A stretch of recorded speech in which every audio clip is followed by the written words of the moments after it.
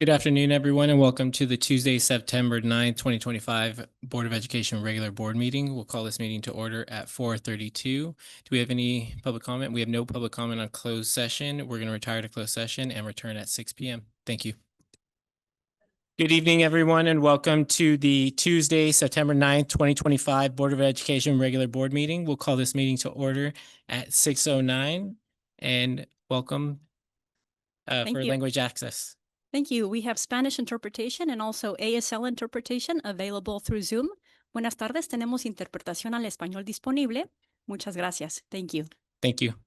Dr. Maldonado, will you lead us in a pledge of allegiance? Please stand and face the flag. Put your right hand over your heart. Ready, begin. I pledge allegiance to the flag, the United States of America, and to the republic for which it stands, one nation, under God, indivisible, with liberty and justice for all. Thank you. We have a few announcements from closed session. Give me a second. The board unanimously denied the liability claim in case number 202-605-086. Next, the board in closed session voted unanimously with a 5-0 vote to approve the appointment of Joanna Powell as the General Counsel of Santa Barbara Unified. Congratulations to Ms. Powell, and we welcome you to the district. And next, for closed session, the board voted unanimously for the approval to file an amicus brief on the Perdomo Vasquez versus Noem case. And that concludes items for closed session. Next, we will skip the student board member report. Carlos isn't here today, but we will move to D7, the superintendent's report. Dr. Maldonado. Good afternoon and welcome, everybody.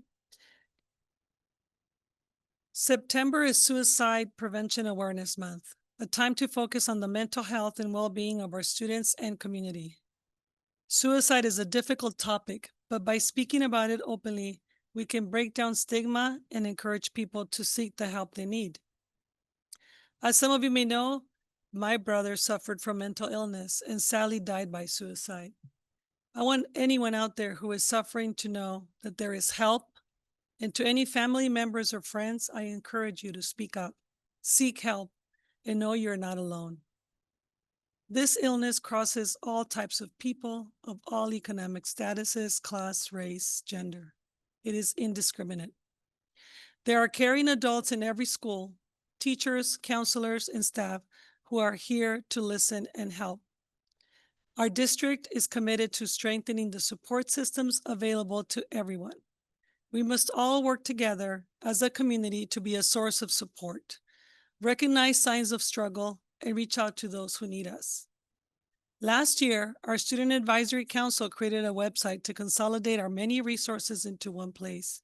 You can access it at sbunified.org or by scanning the QR code on the screen. And I just want to say I'm so proud of all our students who remind us of what we need to really think about and care about daily. I'd like to now turn my attention to the incredible work that's being done by our junior high school principals, teachers, and parents. La Colina and Goleta Valley Junior High Schools have distributed new cell phone pouches to students for their off and away policies.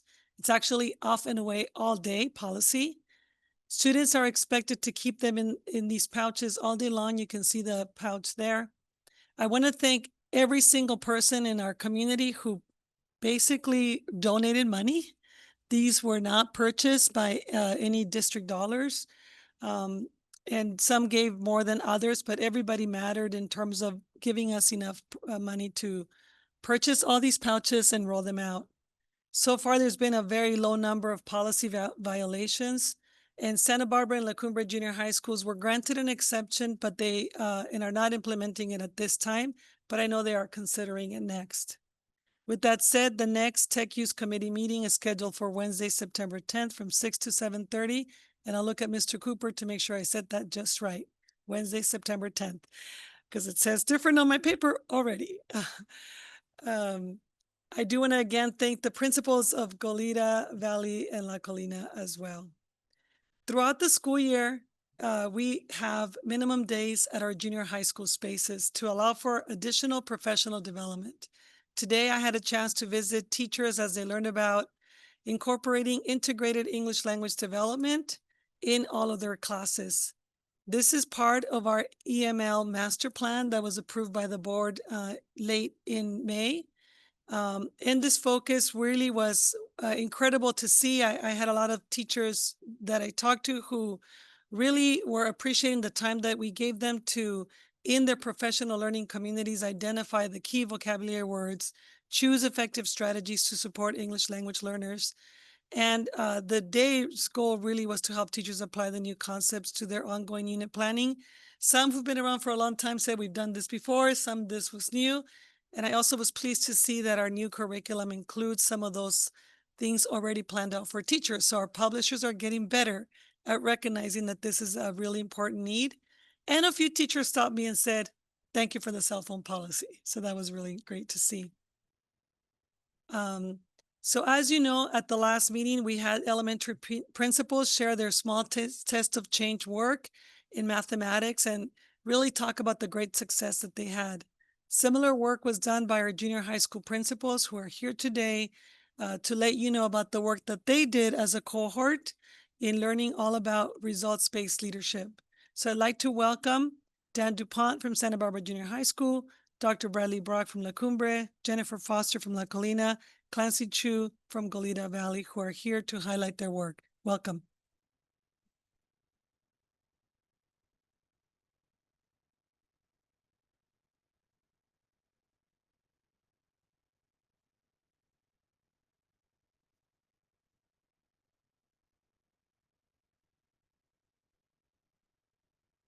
Is the mic?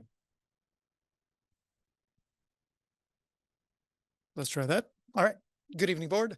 My name is Dan DuPont. I'm the very proud principal at Santa Barbara Junior High School.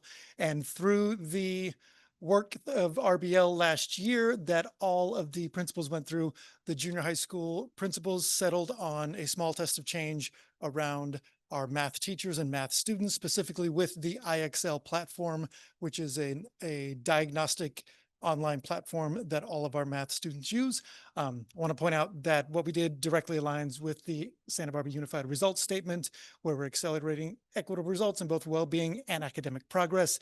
Ostensibly, of course, this is about academic progress, but we all know that when a student gets some taste of academic progress, there's a general effect with their overall well-being. What we decided is that specific for our Hispanic Latinx student group, we wanted to see 15% fewer students in the below grade level. So when students take the initial diagnostic, after 60 minutes or so of work, they get pinpointed. And that's where IXL determines, we're able to say, this is where you fall on the spectrum of either above grade level, at grade level, below grade level, and far below grade level. So we decided on focusing on the below grade level strand and moving 15% fewer students in that below grade level from the fall administration to the spring administration. And I'll hand it over to Clancy Chu Merritt, principal at GV.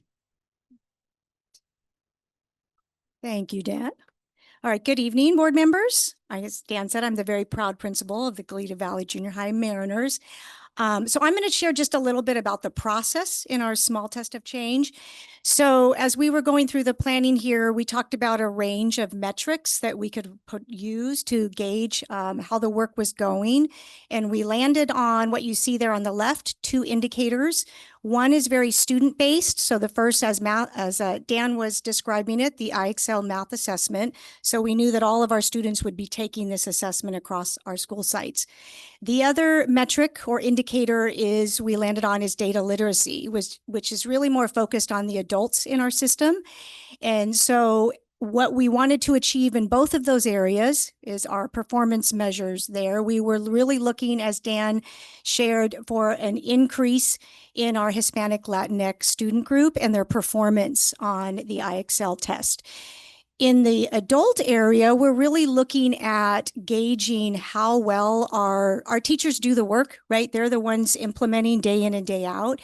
And so we really wanted to gauge their levels of working with the data and how they were responding to that. So we were planning to do a pre and a post survey about their experience in that.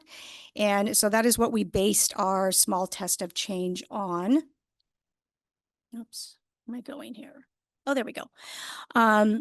As we went through the planning for the small test of change, obviously the heart of it is how is this going to impact students? So again, knowing that teachers is where the power lies. They're planning instruction, they're implementing it, they're responding to how students are doing. Our goal really was to work with our great teachers,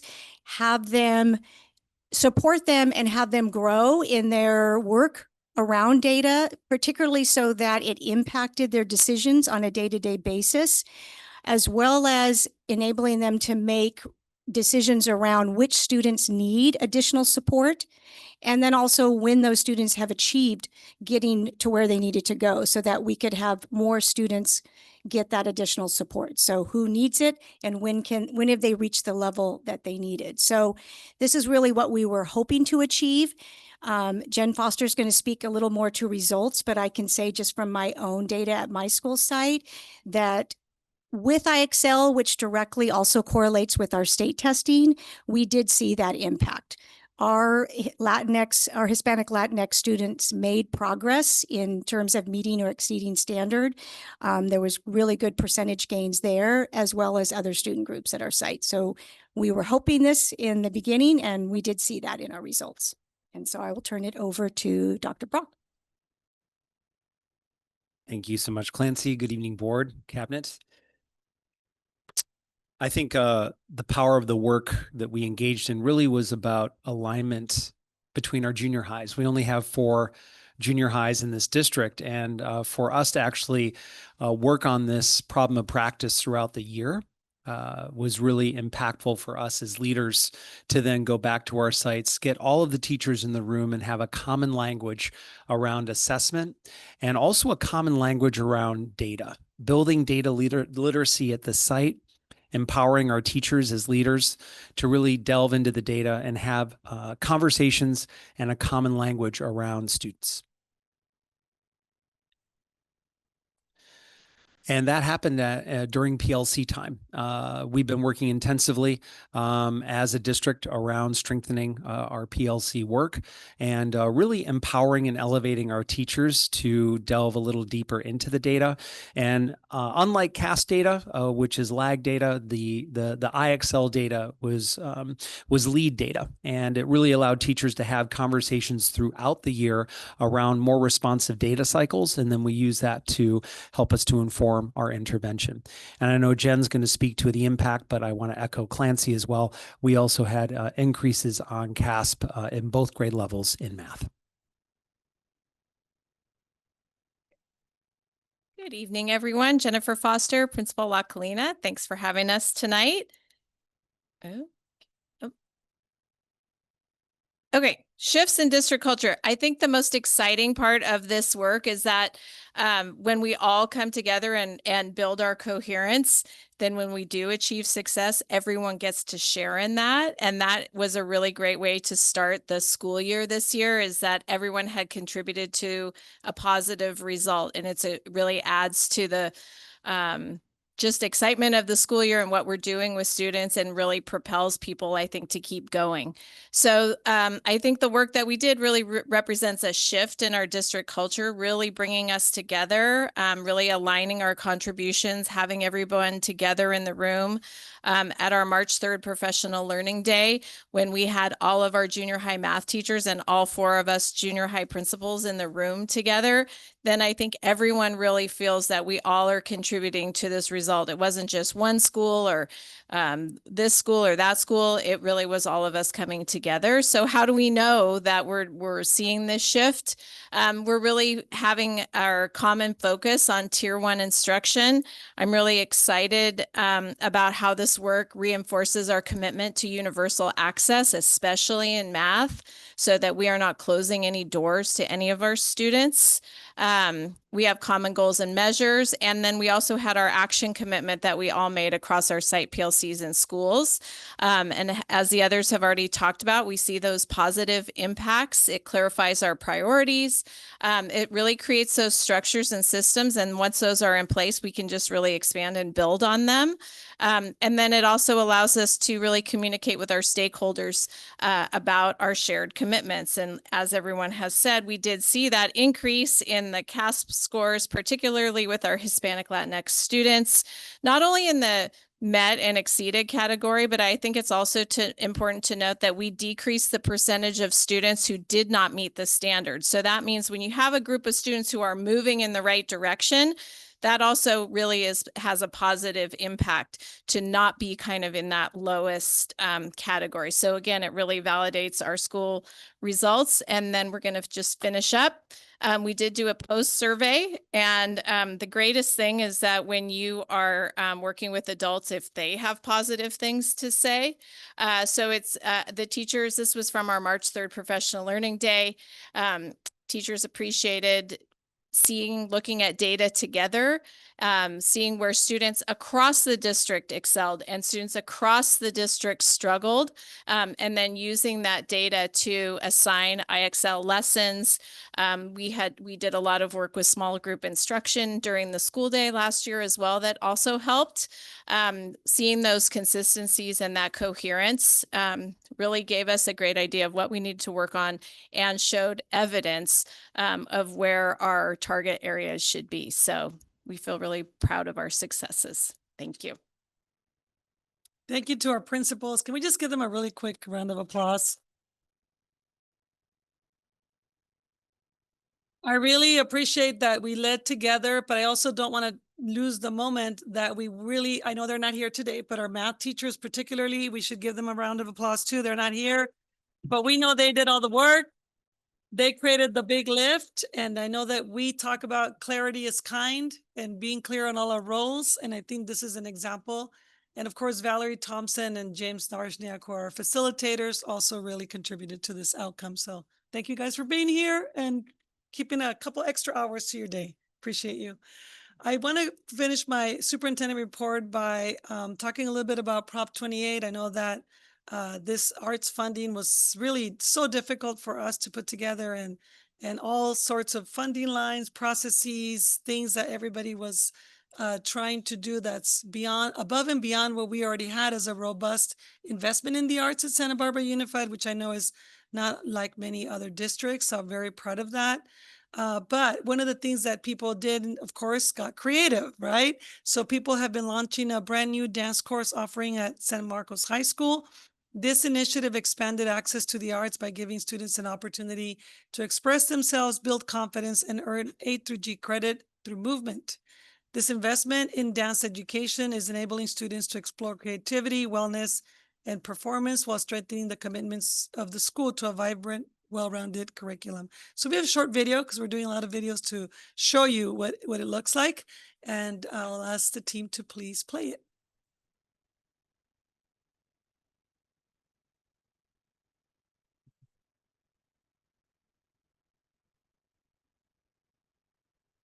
This is the first time that the high school has had a full-time dance program. We have dance for PE, so students can take dance for their PE, and it also fulfills a performing arts credit. So it fulfills the PE curriculum and the California standards for dance. Students will be learning a variety of dance styles, so they'll have different sections and styles of dance, and then we're also going to be taking dance from students' background. We're really excited that we have salsa, bachata, cumbia, merengue, they have ballet, they have modern, contemporary, jazz, and then Afro-Caribbean dance. So they're learning world cultural forms.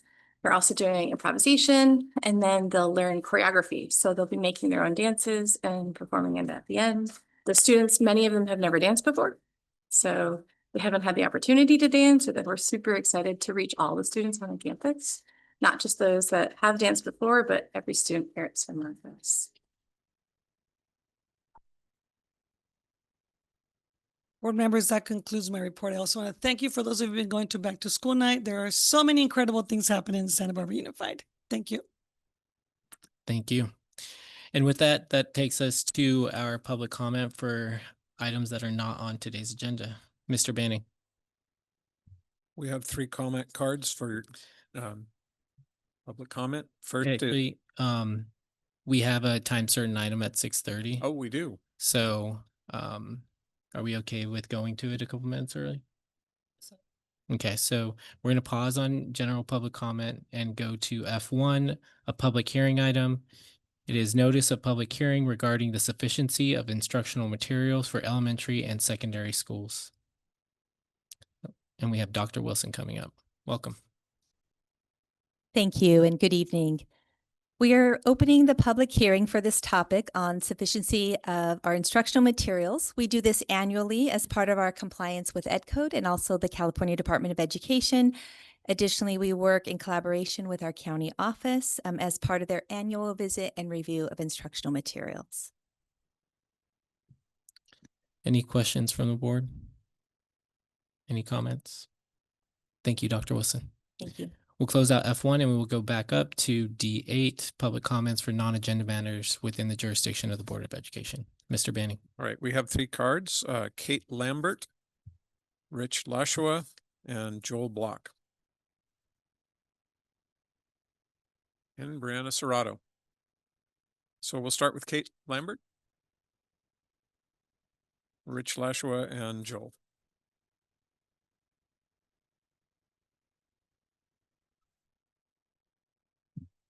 Is your mic on? Yes. Try it again. Try it one more time. How about now? Yep. Way it's on. better? Thank you. Hi, everyone. My name is Kate Lambert, and I am a special education teacher here at the district. I work at the high school level and then the physics department, specifically supporting our students as they get into high school and work in one of the hard subjects that they have to get through. One of the things this year was that I got an email that said, let's try to get our compliance to 100%. Last year, we were at 88% in special education. Compliance can be a lot of things. It can be whether or not a student got their minutes, whether or not we were staffed appropriately. And that's the one that I'm worried about. We have some people who are out on leave, and guess what? There's no replacement for them. And their parents are being told there will be makeup minutes later. But my question is, do you think that that speech pathologist or school psychologist, those are my very specific examples, that they will have twice as many minutes to offer when they come back to the same job that they used to do over a year when no one has done the work for them in that time?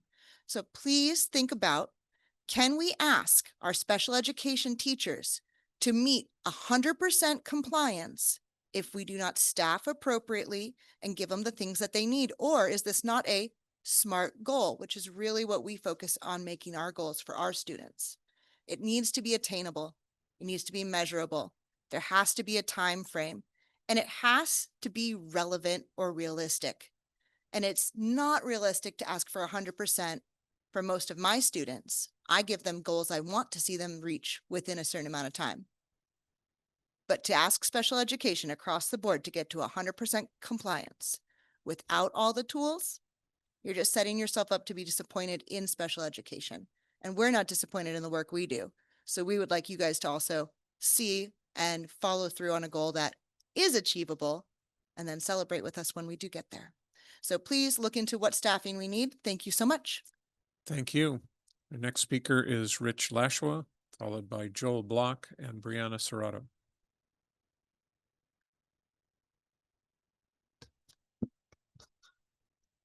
Good evening. This afternoon, I and other junior high teachers were asked to start planning out how our curricula align across each site. This is impossible for visual and performing arts teachers because we no longer have the same programs at each campus. And unlike our colleagues, we are literally forced to compete with each other for a shrinking pool of students because the district and the union have dragged their feet for 2 decades restoring the temporary loss of a 7th period. Even schools with over 800 students struggled to retain them in their arts programs, and I saw the same when Santa Barbara Junior High was the big school a few years back. Last year, I organized the district's only junior high choir trip to sing on Broadway in New York. Santa Barbara Junior High enrollment spiked by almost 70 students this fall, many hoping to be part of the musical theater and jazz band programs. But we have failed to replace our instrumental music teacher this summer after giving him a pink slip in the spring, and a choir teacher is blocked because we're overstaffed. It's similar to last year when I won Teacher of the Year and 4 of the 5 classes that won me awards were immediately cut. In the classroom, when students struggle, we don't kick them while we're down, we help them. I'm not demanding to take kids to New York every year. Rather, I'm insisting that all kids should be able to access a music program, no matter which school they attend. Most district elective teachers are on the outside looking in. At the elementary level, we're called specials. These specials are often treated as anything but because they are there to entertain kids while the real teachers have a prep period. There's currently no contract language protecting specials teachers or their prep periods. In secondary, we are electives contrasted with core classes, or even worse, academic classes, as if what we're doing is something fun on the edge, but not real education. Yet the first selling point private schools promote are their elective programs. Mountains of research show arts education improves all cognitive abilities. They're always present in our most successful students' lives. Arts support district targets of social emotional learning, language development, and metacognitive thinking, directly reflected in literacy and math scores. As technology changes the landscape of education, we're the last realm that cannot be faked by ChatGPT or other AI. I do thank Dr. Wilson for her acknowledgement this afternoon of the great skill arts teachers have in instant assessment and feedback with their students. Kids need a human connection now more than ever, and we are a simple yet powerfully effective avenue for that grounding in their 90 education. seconds. Unless the district and the union agree to restore our 7th period, we will continue to wonder where all the good teachers and high-achieving students went. Let's go change the world. Thank you very much. Joel Block, followed by Brianna Serrato. Good evening. I believe in being proactive, and so sometimes I want to talk about something that may be an issue or may not be, and want to prevent it. So as we all know, last year was a somewhat contentious one with increased levels of distrust, activism, and anger in relations of the union with the board and the district. And we all want to avoid a repeat of that for this year. Hopefully the school board and the district will take this into consideration. One of the results of last year was the radicalization of the SBTA to such an extent that we voted to authorize a strike if necessary, something that hadn't happened in all the years I've been here in the district. This was not done just because of a disagreement on wages, because many teachers felt that the actions of the board and district on many occasions was showing that we were not being taken seriously and not being treated as an equal partner in an effort to improve our schools. Now, while I'm not here to speak about the Sunshine Letter, which is coming up later on the agenda, I will point out that one of the board's actions that most upset the teachers last year was its desire to delay a response to our Sunshine Letter and an attempt not to begin negotiations until January. This did not change until the district and the board was faced with community outrage and bad press. And hopefully that will not be the case this year, and the board and district will begin negotiations within the next month. This will go a long way to show teachers that when the board says it wants to rebuild trust with the union, it means it. Some of the other main issues causing anger last year were lack of transparency, the limited options for teachers to be involved in major decisions, and the feeling that the responses from the district and the board on many issues were at best disingenuous. Hopefully none of that will be repeated this year. What you do and how you do it will have a great effect on how major negotiations of next year are entered into and will determine whether next year will be contentious or an act of true community and trust. While there may not be any controversial issues this year, though one never knows, we can only hope. It's not the results that I'm actually talking about. Everybody always gives and takes in negotiation. I'm speaking of the process and whether or not the process shows that we truly are partners or that we still have to fight to be treated as equals. Thank you. Thank you. Brianna Serrato.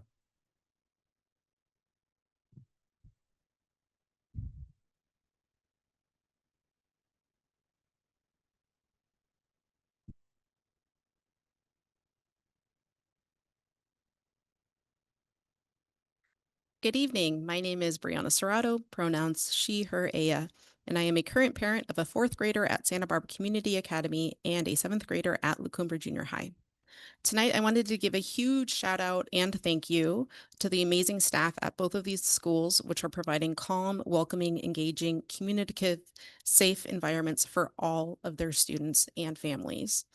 I especially wanted to give a big shout out to Principal Suzette McCormick, Ms. Gio Benavides, the office manager at Community Academy, the special education teacher, Miss Elizabeth Castro, the super awesome para, Mr. Mitchell Flores, and the phenomenal 4th grade teacher, Mrs. Jennifer Capshaw. As I've reported to y'all many times, it's been a huge struggle since transferring to the district 3 years ago, especially for my now 4th grader. And for the first time, he is excited to be at school again. He is happy. He is engaged. He's actually doing work product and sending work product home. He's talking about his day. He's not having panic attacks about going to school and having to be at school. And it's just been so refreshing and amazing to see that is a possibility at a campus and to see him thriving again. And just, again, the staff has been so phenomenal there. And you can tell it's the culture of the campus. So huge shout out to that. And then also a shout out to Mr. Casson Demon, who is the art teacher for both Community Academy and it turns out also for the junior high. My kiddo has always loved art, but that's usually a class that he's very overwhelmed with and shuts down and doesn't participate. Yesterday, I asked how was his day, how did art go, and he could not stop talking about how they were drawing hands and they were tracing his hand and he was being really, communicative and emotional with it. And he was just so excited about all the ways that they were doing different things about drawing hands and learning about hands in art class. And then my 7th grader also had a really tough year last year, and it's been amazing. Despite having 6 different teachers, she's engaged in school again. The campus has been great. Dr. Brock, the principal, has been great, as well as the rest of the staff. So wanted to give huge shout outs, and also a big shout out to Wilderness Youth Project, who is taking 2 different groups of the kiddos. I'm not sure if it's throughout each of the grades, but at least for the 4th graders, they are split into 2 groups. And my son, who has been having lots of anxiety about, oh, is he going to get dirty and his shoes and getting wet and this and that. But he came back and was so excited all night talking about how he climbed up a hill and he learned how to slide down a hill on his bottom, and he got a little dusty, but it was okay. And that they did all of these crossings and he took the safe one because there was a big branch that they could walk across, and just went on and on about the games that they played. So if that's not a program at all of the schools, highly encourage that to be there. So thank you. Thank you. That completes the public comment.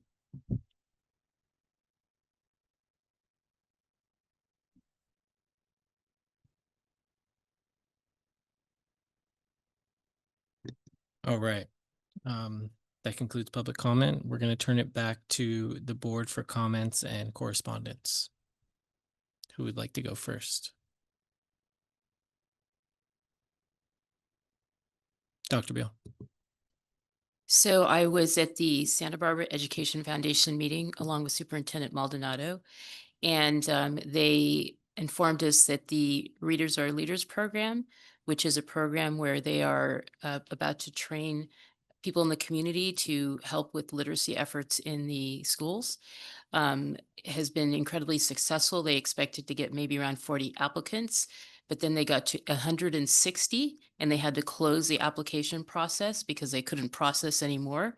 So I think this is really a great show of how eager the community is to help us with the literacy efforts. And I'm really very proud of the Santa Barbara Education Foundation for spearheading this effort.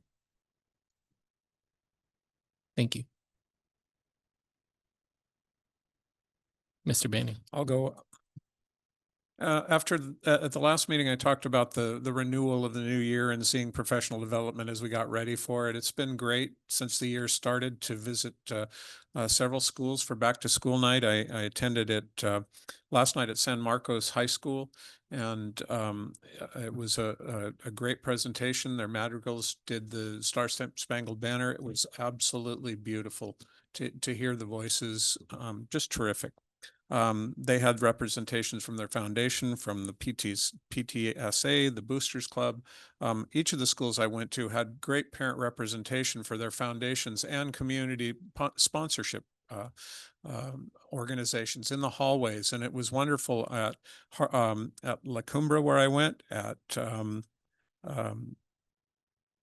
Harding, and last night at San Marcos, tomorrow at McKinley, to see the parents and the kids there enthused, and there really is a welcoming and opening environment that is that typical beginning of the year joy and hope that we hope continues on as kids go through the school year. So that was terrific to do that. I also participated in the first meeting of the Finance Committee, and I wanted to thank Trustees Beal and Caffrey for carrying the ball to get that organized. And we have a full committee and schedule already made up from Mr. Tedeschi, who has sent out a meeting schedule for the next year, and looking forward to getting started and making a difference with that. I'd also like to say that one of the things that we ask teachers to do and the board to do every year, and that's to do these trainings about harassment and safety and all the things that they need to learn. And one of the additional things that board members have to do is every 2 years, we have to participate in a formal ethics training that deals with all of the laws around what conflicts of interest there are, how we have to behave ethically and legally. And I think that 2 of us have completed that. There's another one at CSBA that has done it. It's a 2.5-hour program and full of more information that you can soak into your head, other than realizing that there are lots and lots of rules and laws about how to behave and what we can do and can't do. I'm happy to be part of that. I learned something. I've been through it many times, but I'm happy to keep doing it because I learn something every time. And I also wanted to say thank you to the vice principal, the junior high school principals that came and presented the information. I particularly like the reference to your March 3rd training when everyone was in the room at the same time, because there's nothing more powerful than taking a diverse group of people and putting them in the room and say, we're all supposed to be doing the same things, and work to get them aligned. So thank you for that work. And from everything we saw, it's paying off. Really appreciate it. That's what I have to say. Thanks. Thank you. Ms. Caffrey and then Ms. Munoz. Just very briefly, I'll say that I visited La Cumbre and DP for their back to school nights, and I'll be going to Monroe and GV next. And then I look forward to visiting all our schools for different events through the year. That's all I have to say tonight. Ms. Munoz. Back. Hello. Thank you for being here with us. I also want to share, having gone to back to school night, it was just excellent. I was ready to be a student again. I went to Harding School and was able to go to Miss Mundo's classroom, was one that really stood out to me, and how her class is so welcoming, beautiful, that she decorated, and very inclusive. I also went to DP to their presentation for all the parents and such, and all the information that they provided. There, I stopped by the class of the choir class of Mrs. C, and saw also my fellow board member, Ms. Caffrey, there at the that back to school night. Miss C had us sit in the seats of the students. All of a sudden we were students. She had us do exercises and, got the hand coordination and stuff and repetition drills and very welcoming, very confidence building. I'm normally just like, I won't even make a noise and I will not join a singing class in my 66 years, but she made me feel comfortable. And that is really a tribute to her. She talked about encouraging students' confidence, encouraging their growth. And she had a group of students there that was an example of that. And I've seen the finished product at their graduation with their student choir and such. And then I also went to La Colina Junior High with Jennifer Foster, who was very nice, walked me around to all the different classrooms. In particular, Miss Flores, who is just a spectacular teacher. I was very impressed with her.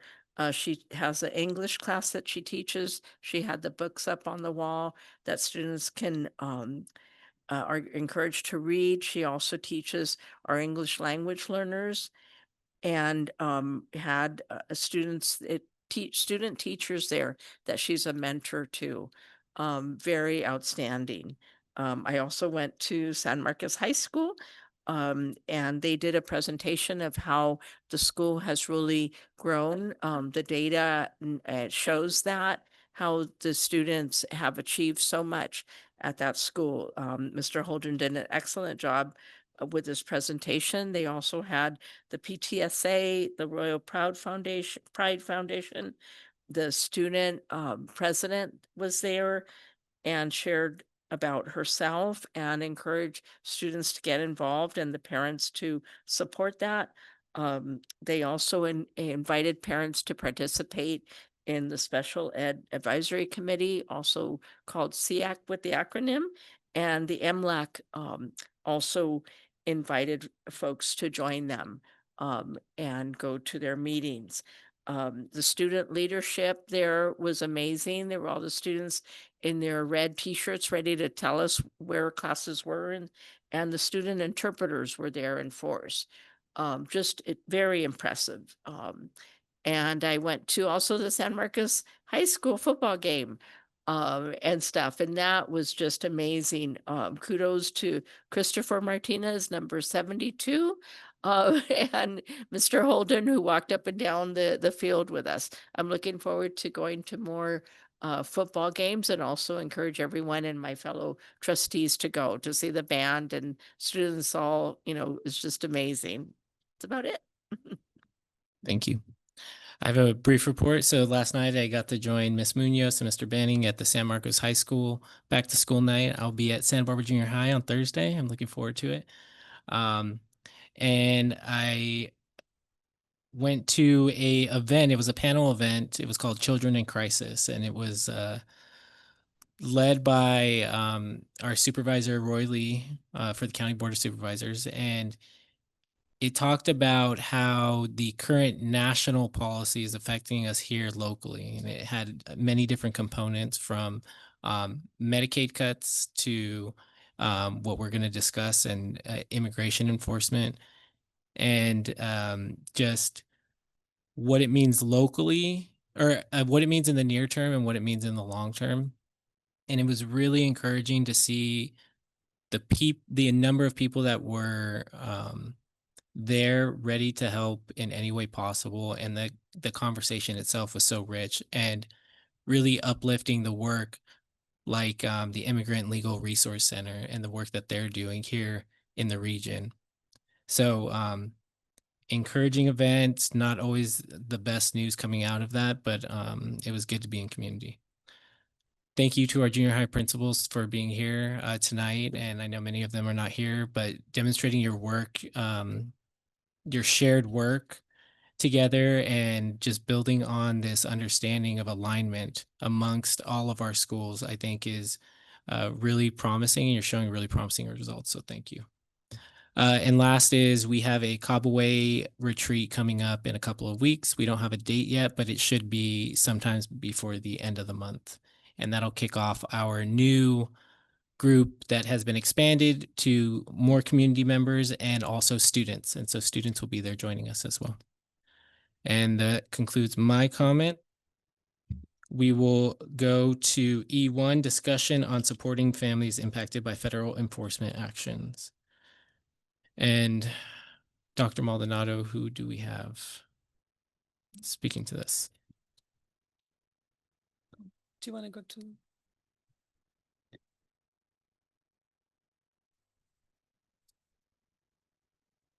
Yeah. Yeah, let's do your portion first and then we'll go to public comment. Board members, I'd see Lali, can you pass out the resources? So I brought for the board members, and we can certainly post this in for the public, the copy of the staff training that was done beginning in late August when we had our teachers coming back on the first day before students arrived. And basically, like many school districts, our staff has been through training on legal responsibilities, on how to respond in case of any immigration officers coming to school sites. They also had information to be shared with them on what to do. They really looked at this through the lens of our school safety plans. We know that anytime we have an interruption to instruction, we need to look at what our safety plans say to do. So we really leaned into that work. We also showed them the difference in the different warrants. Mostly for administrators, we really don't expect a teacher level to be doing that kind of work. Our family engagement liaisons participated, our campus safety aides.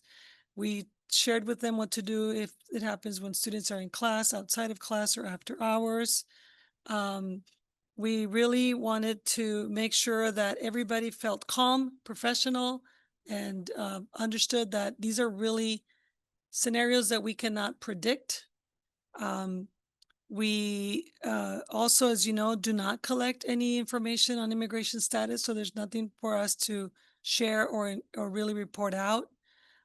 Reminded folks to really think about protecting students first, and leading into the fact that as a public school system, we really have to ensure that every student has a right to a public education, ages 6 through 16.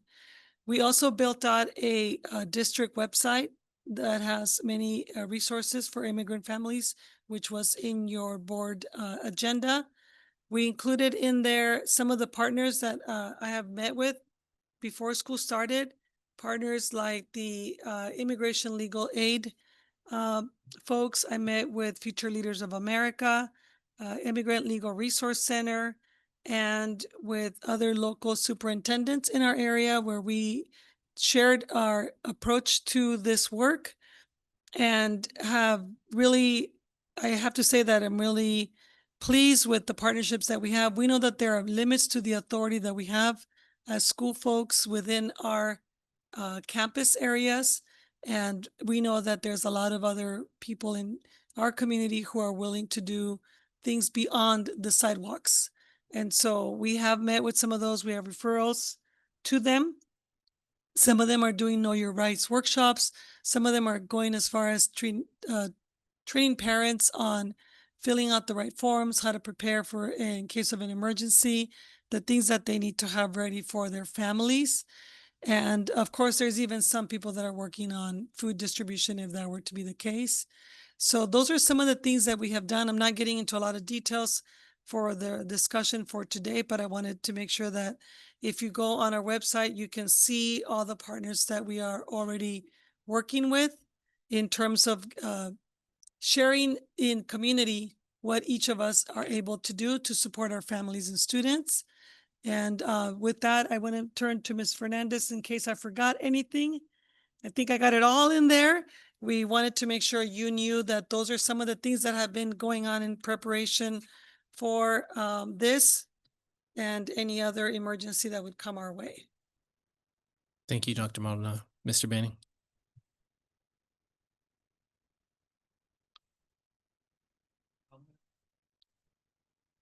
We have public comment cards, 4 cards. First 3, York Shingle, Jennifer Sanchez, and Jacqueline Carlson.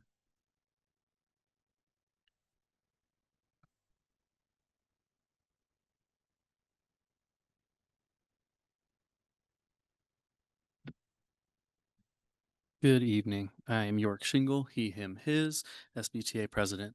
I appreciate the clarification that went out to staff and families about how to respond if ICE enters our classrooms without an administrator.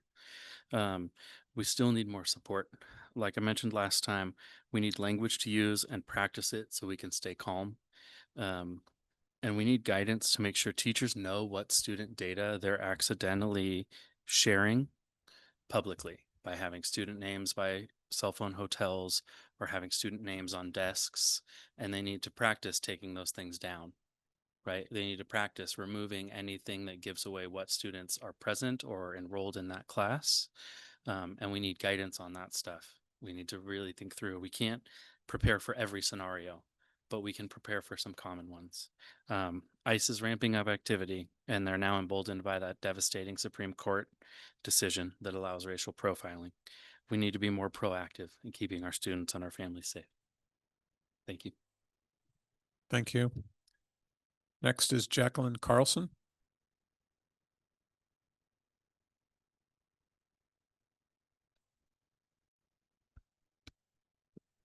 School Board. My name's Jacqueline Carlson, and I'm here to remind us of a little bit of history. In 2008, there were a series of gang violence incidents that passed through our entire community. Most of our kids in the high schools were killing each other, as well as kids in junior high, and it was felt everywhere. By 2009, most of those kids were impacted by something different. They started killing themselves. Soon after that, about a year after that, the school district decided to create an ad hoc committee because they know that they couldn't see it to face the type of situation that we were seeing as cluster suicides happened without the partnerships. From that ad hoc committee, something amazing happened. You had foundations that stepped up to support the schools.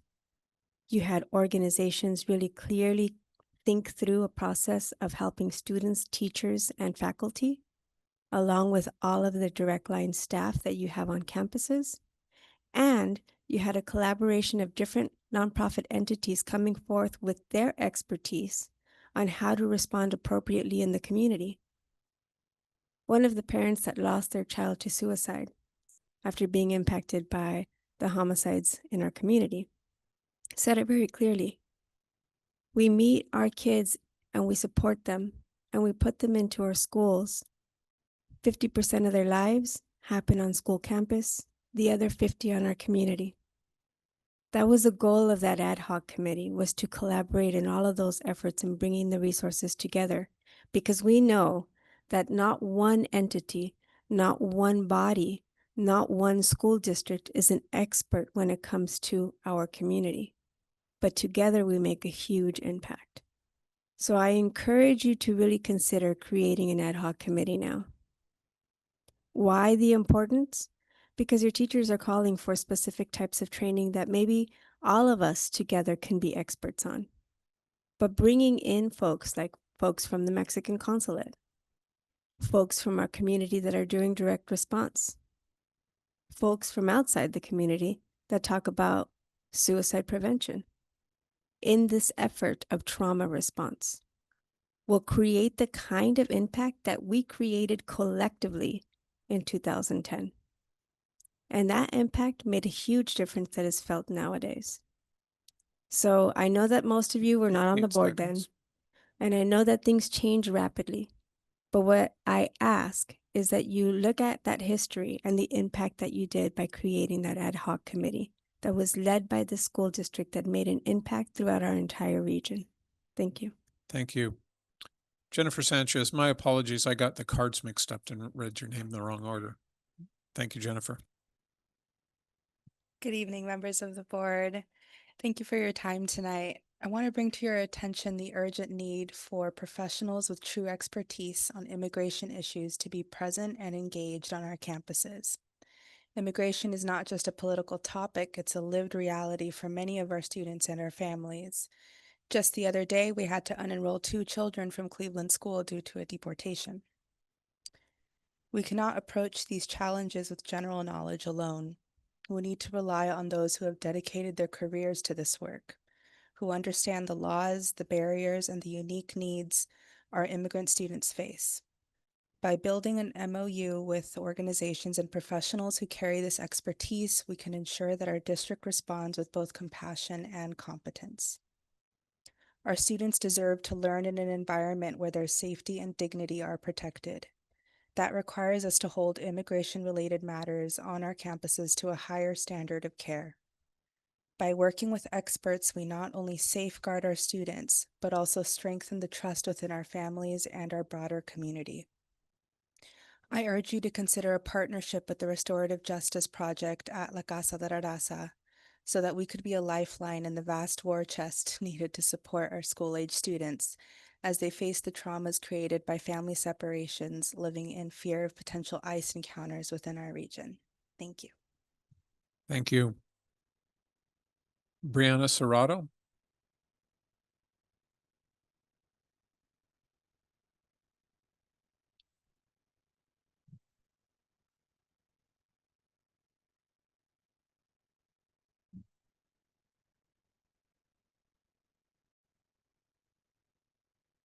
Hello again. I am just reiterating some of the action item requests that I had asked at the last meeting with regards to helping protect our staff and students against the ICE Gestapo that is unfortunately going to be getting even worse with the recent Supreme Court ruling with racial profiling. And one of the big ones, which seemed like it was one of the easiest asks, was to get communication out via Parent Square and also Thursday folders as to what the local resources are. I know the district has a website with the resources, and there was the video that went out by Dr. Maldonado denouncing what was going on, and also that the district supported and that there's these resources, but it was just an audio video with closed captioning. So having things that are in flyers, that are in Thursday folders, it would have been great for back to school nights, but also proactively going out to the families with those.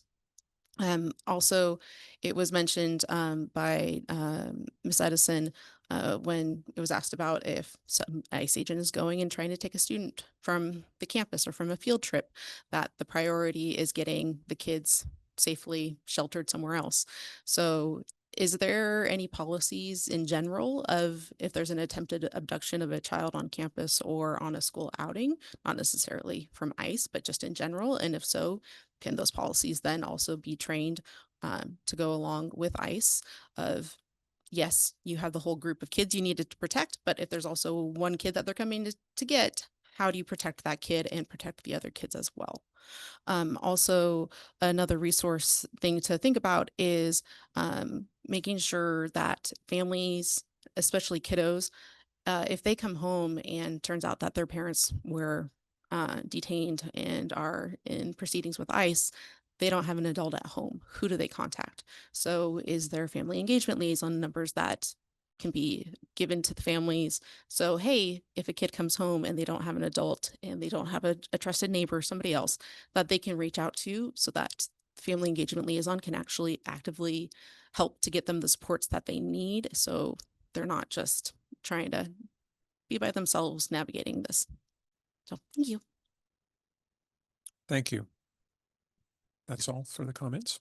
Thank you. I'll turn it back to the board for any questions that you may have.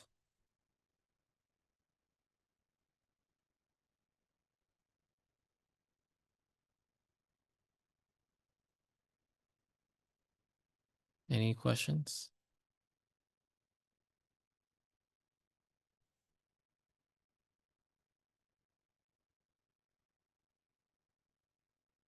Ms. Munoz, and then Dr. Beal. Yes, I guess I'd want to know more about the, safe how we can look at like the safe spaces on each campus and provide that for our families, students and families, or, you know, responsible adults. I also want to know that we're communicating that to them prior to, you know, in preparation for any incident happening involving ICE on campus. So that, you know, we avert a crisis, so that they would know that they're able to go to a certain place if needed. And of course, that could be for the students themselves. I'd want to have that discussion.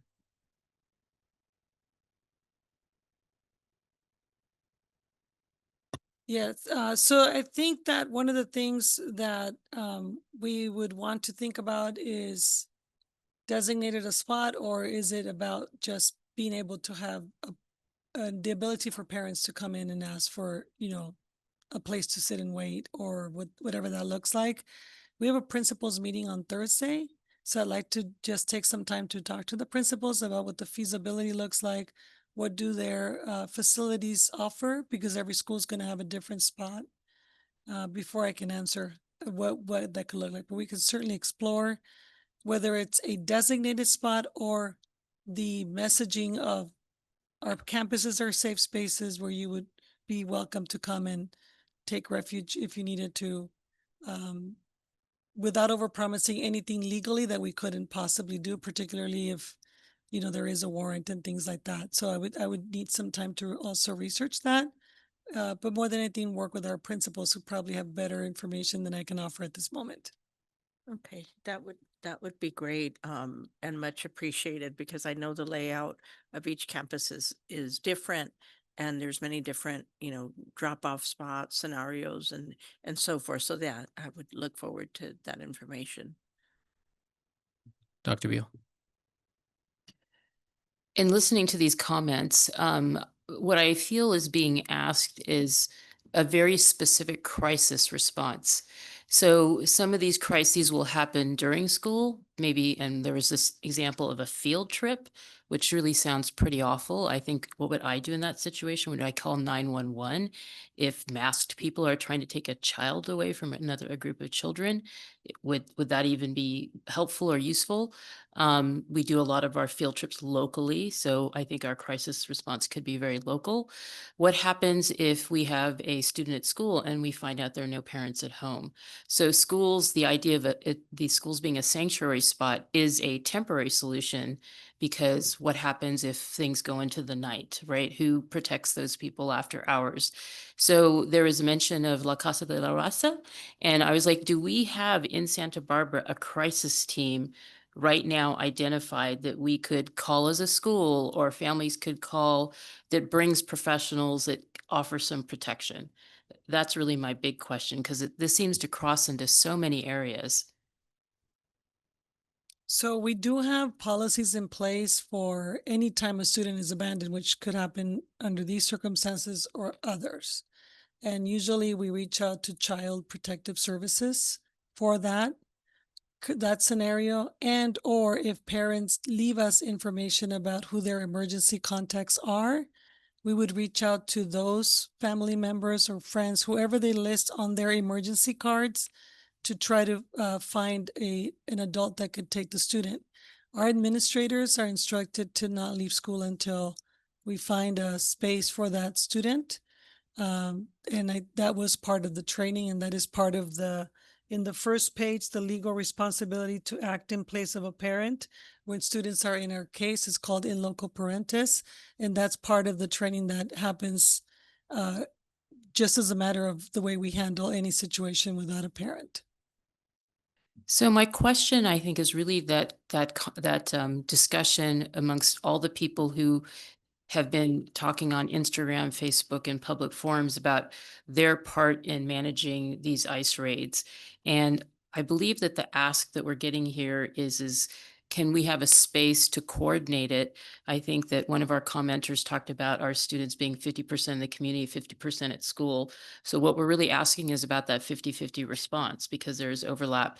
And so whether it's ad hoc committee or something, I think there does need to be a crisis response. It feels like it's getting closer. And so what do we do in that field trip? I mean, really, like literally, I'm like, what do we do during that field trip?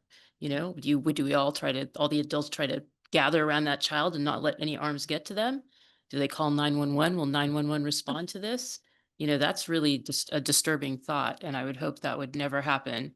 But again, here's, you know, the Child Protective Services. What is their response going to be to this? Like, you know, we can say we can do this, but is it going to end in something that is going to protect anybody? So I don't know.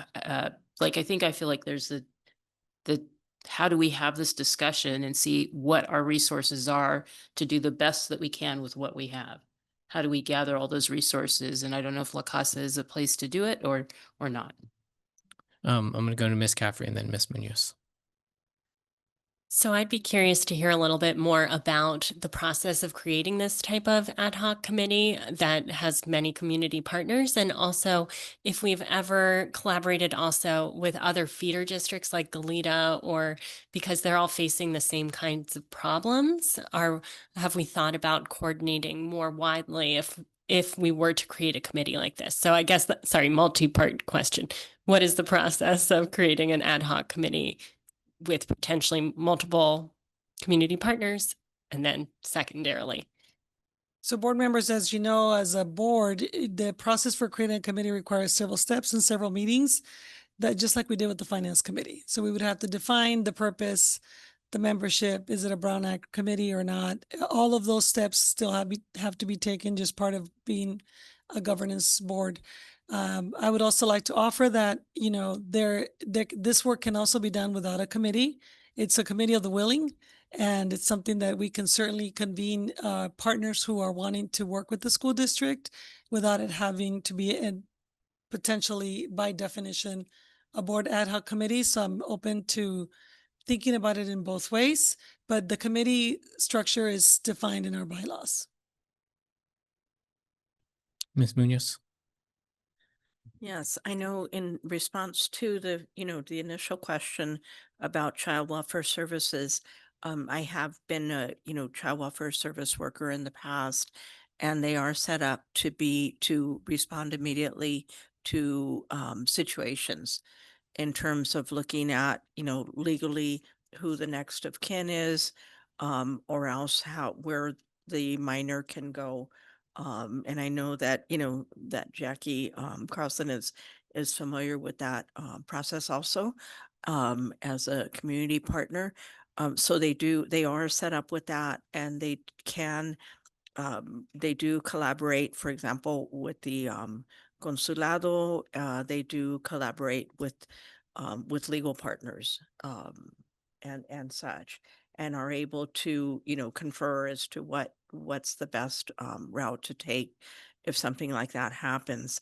And of course, we also have, you know, the 805 UndocuFund, which is actively you know, active in the community with alerts and so forth, and steps. They've been doing this every day behind the scenes. You know, some folks are aware of it, and some folks are, you know, it's happening as we speak. I'm certainly not one. I'm not going to say that I know what's happening, you know, daily, but I know that some folks are familiar with them and with their role.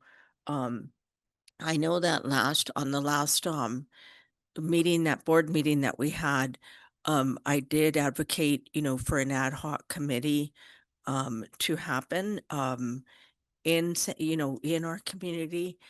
I do have some concerns as to how that would work. I think the community conversation and collaborating can certainly happen.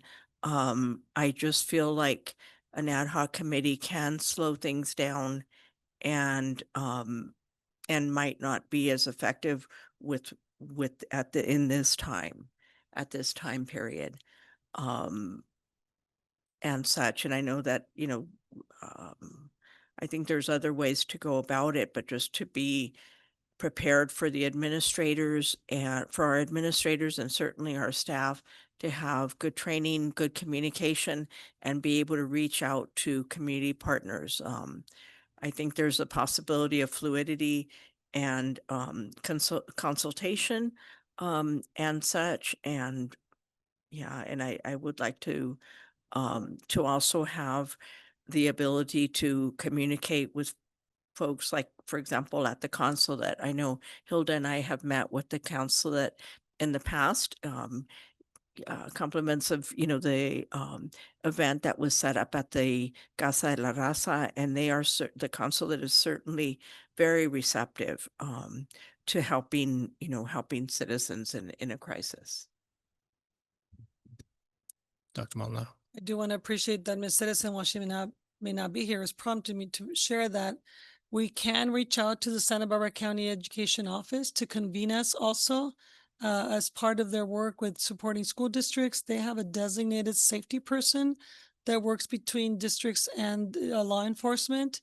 So another action that we can take beyond this board is to really reach out to the county superintendent and their board and see if they can become the convener of all of us who, as you appropriately have stated, are having and facing the same issues.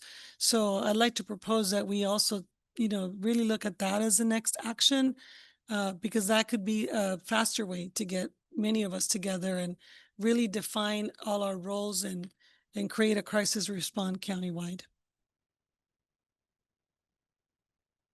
Mr. Benny. Just a couple of things. I can't get my arms around how important this is for us to respond to what we're hearing from each person. And my biggest concern is about the interruption or the hurdles that bureaucracy puts up.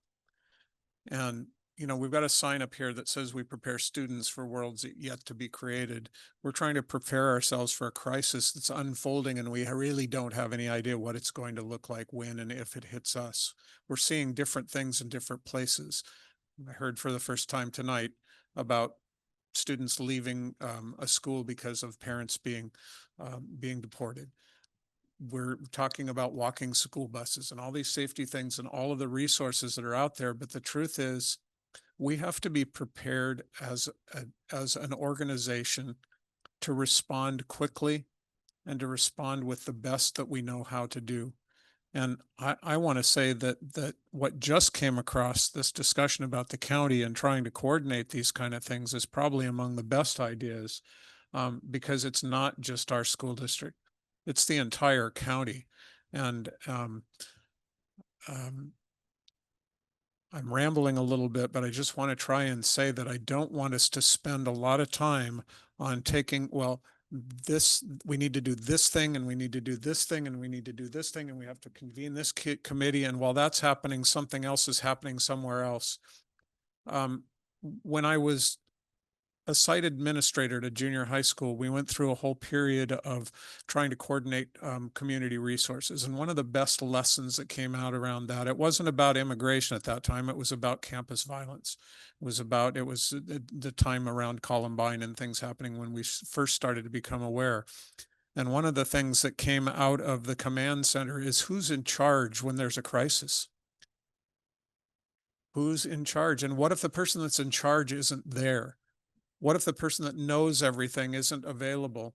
The answer is the person that's in charge is the first person that knows what's happening and can take action to try and gather the resources that you need to have. But that's based on an idea of fluidity and quick response and being nimble and being aware and hyper vigilant. And so every commenter that I heard, all of the discussion here is about the need for this kind of vigilance. And vigilance in one classroom won't work, in one school won't work, and now I might say in one school district won't work. I think that this is probably a conversation that should be happening all over. And I love the thought that we could be part of a movement or energy that starts to convene that on a broader basis for our county.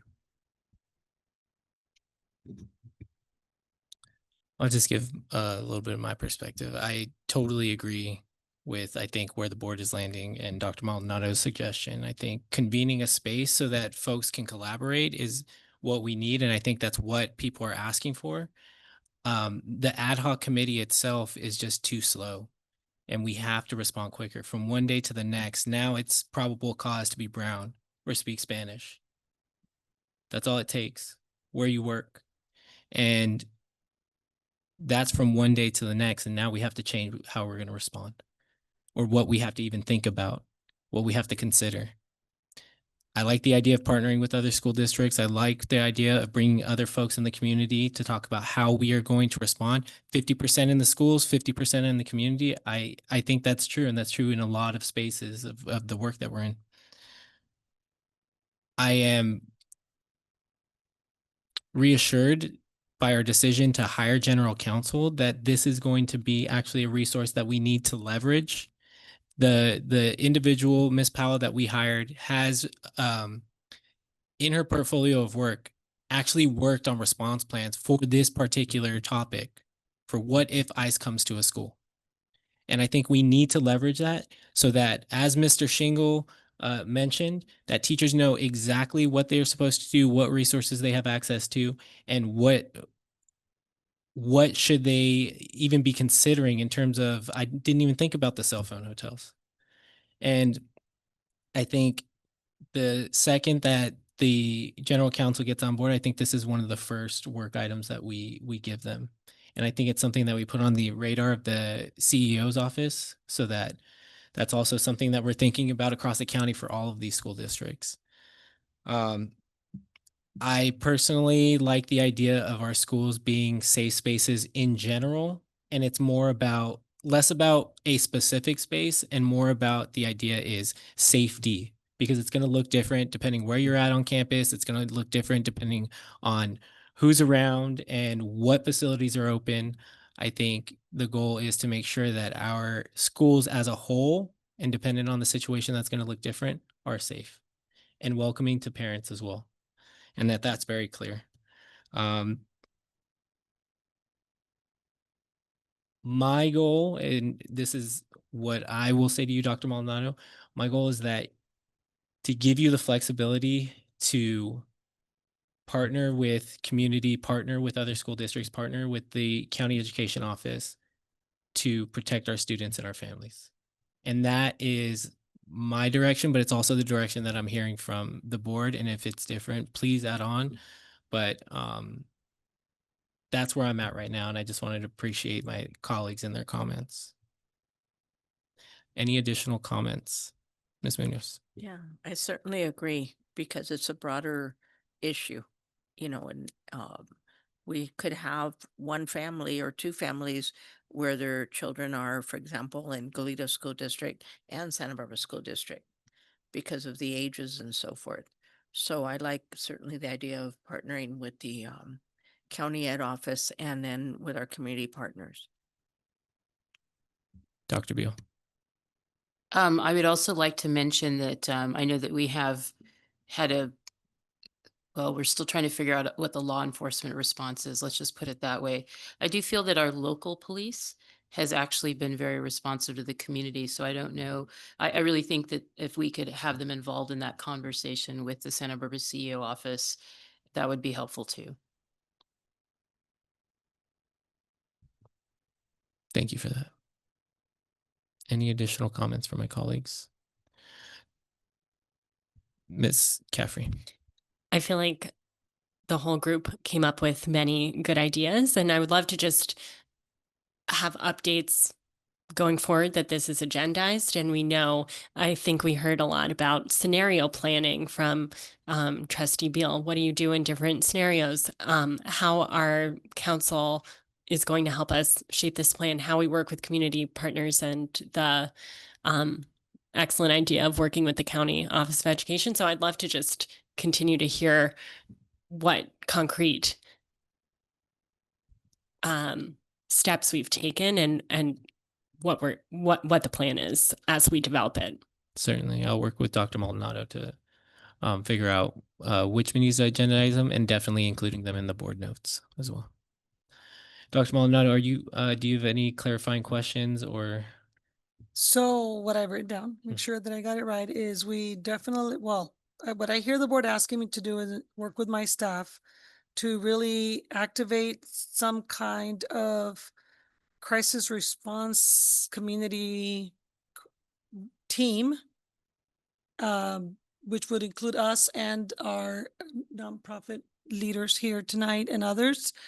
Outreach to not only the Santa Barbara County Ed office, but also my colleague superintendents in other districts to see we can do a larger convening where we can all sit around and really talk about that 50-50 just to make it simple.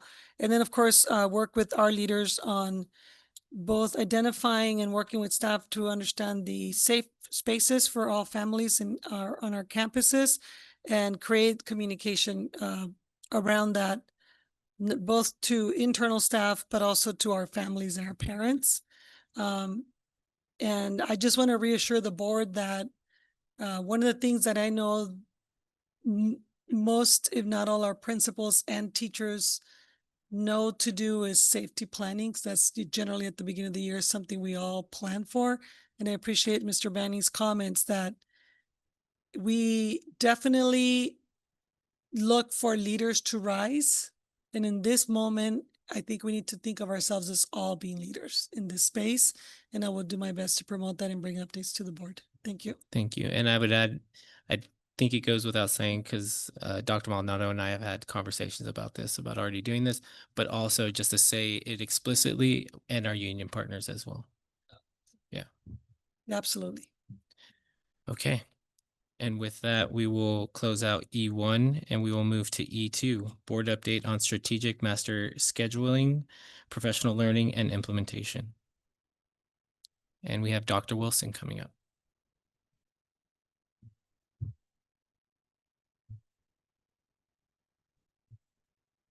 Welcome. Thank you.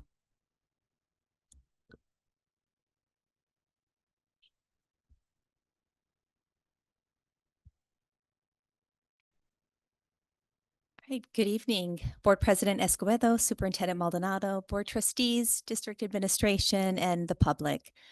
We are here this evening to provide an update to the Board of Education on strategic master scheduling, and I'm joined by a team of amazing administrators. First, Mr. DuPont, principal at Santa Barbara Junior High, our three assistant principals of curriculum and instruction from our comprehensive high schools, Ms. Ewert from DP, Dos Pueblos High School, Mr. Sheldon from San Marcos High School, as well as Ms. Ziegler from Santa Barbara High.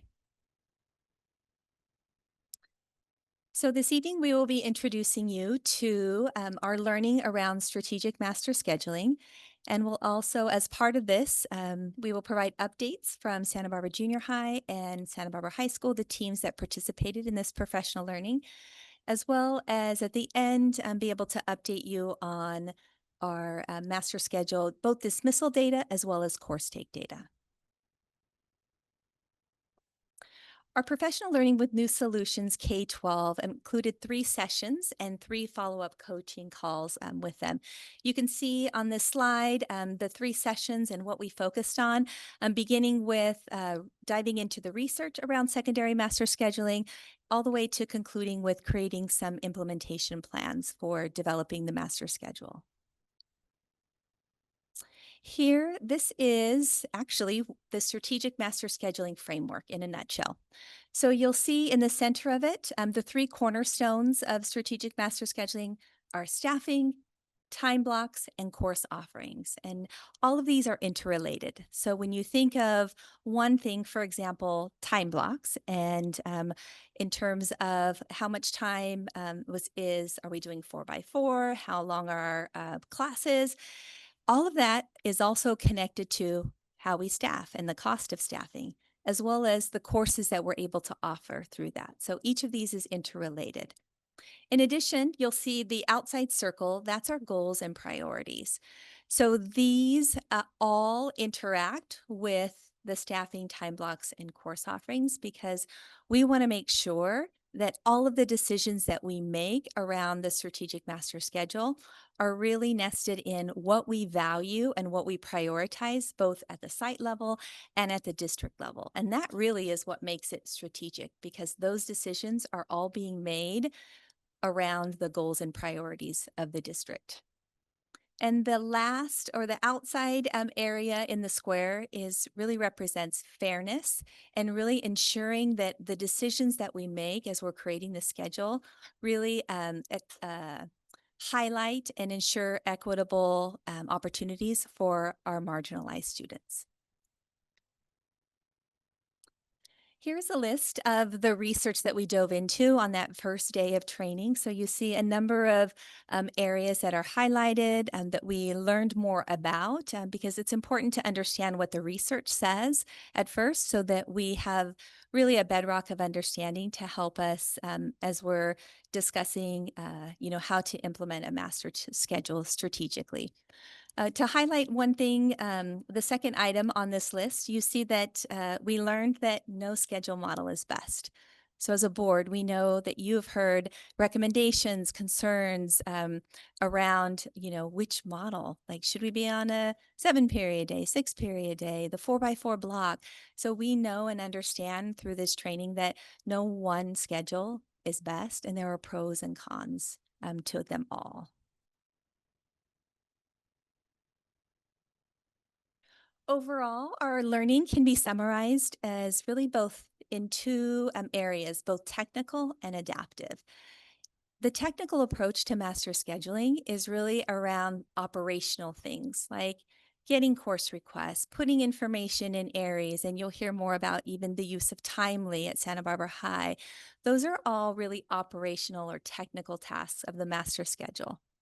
On the right-hand side, you'll see a lot of the work that or the information and strategies that we learned really fell under the adaptive approach. And to summarize what adaptive means is, I think of it as the people work, the communication work, and changing beliefs and values and practices that are in the culture of the school and the district that we want to shape as we're creating this strategic master schedule.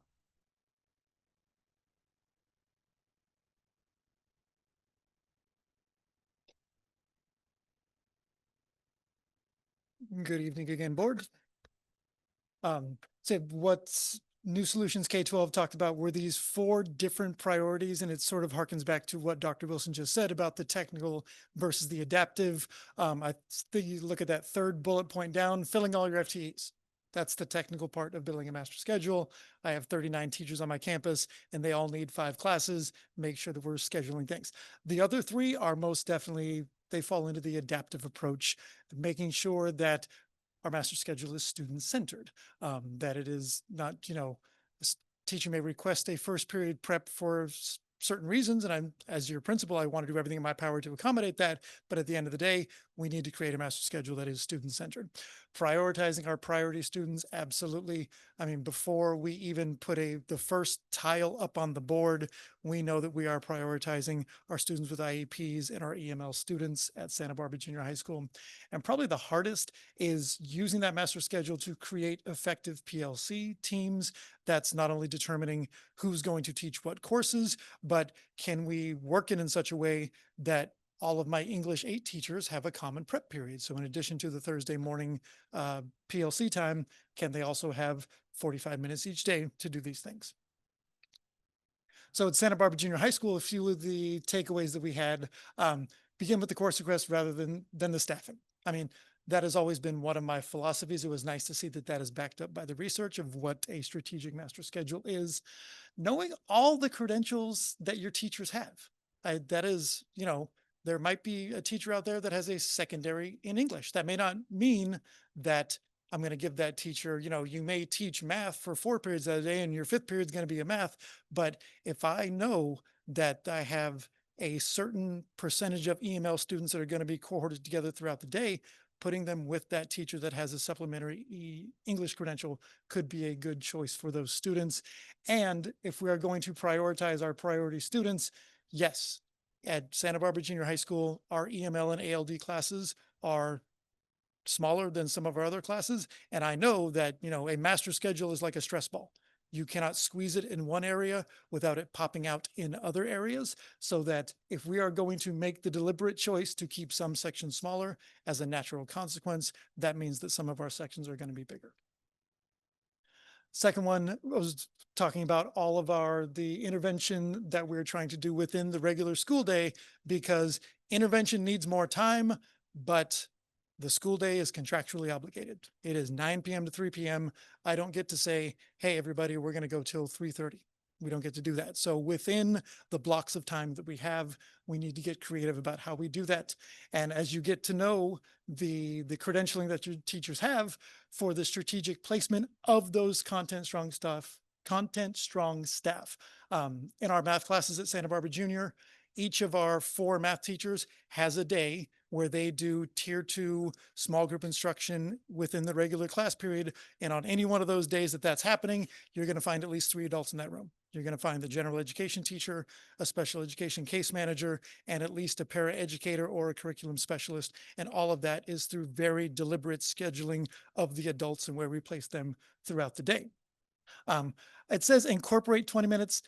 When I took over at Santa Barbara Junior High School 4 years ago, we already had the 20 minutes of learning support. So this was more of like a strengthening of the learning support and setting aside time. I can't make my teachers work more, not that I would want to, even if I could. But what I can do is set aside money in my budget so that for a particular learning support, I can actually pay a teacher to do a targeted learning support. So while we may have 400 of our 540 students in just a general learning support, we do have about 140 of our kids that throughout the year will rotate through a targeted learning support. And I know that I need to pay those teachers extra in order to be able to do that. And knowing that that time was built in, how can we get creative within the, the perfectly reasonable constraints of the contract? How can I make that time more effective for the students whose needs have been data identified? In the future, a content-specific intervention class during the regular school day. That is going to be a tough one. Like, I would love to be, right now, we do have a 7th period math support class for our students, but that is outside the regular school day. That is us inviting students to do so. We cannot mandate that a student take a 7th period class, but working to find a way within our 6-period day to not only meet all of the 5 core classes that all students need to take, how can we provide that specific intervention class while still not completely taking away a student's opportunity for electives? So I think that leads us to Mary Ziegler.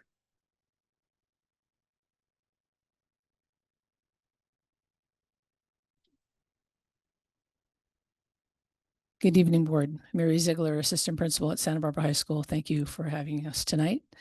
I wanted to talk a little bit about what Santa Barbara High School did and the takeaways that we took from the K-12 New Solutions training. This being my first year building the master schedule from start to finish, I found the training very, very useful and a lot of great takeaways in order to just really focus our attention on making sure that our master schedule was a lot of what Mr. DuPont said, very student focused, making sure that our teacher effectiveness was reflected in our master schedule, as well as making sure that we're prioritizing our school goals, making sure that our students are college and career ready.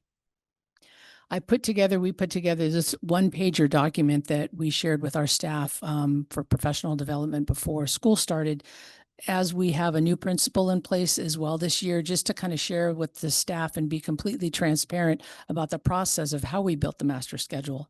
We talked with the staff at length about what their interests were. I put out a survey to the staff in the spring, just asking what courses they might want to teach. It starts with asking the students what their course requests are, looking at the bank of courses that we have, and asking them, what are courses that you might want to take? Are there new courses that you might want us to offer? And so we start actually in October, November, thinking about the next school year in terms of the course offerings that we want to make sure that we have. We also did a lot with making sure that the training helped us navigate the fact that, unfortunately, at Santa Barbara High School, there were 10 teacher reduction in our staffing.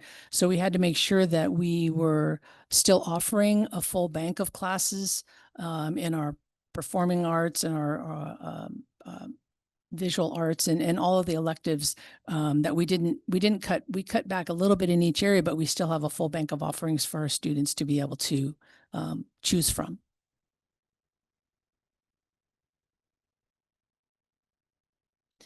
So a few more things that we took away at Santa Barbara High School from the New Solutions K-12 training was that the intervention really needs time.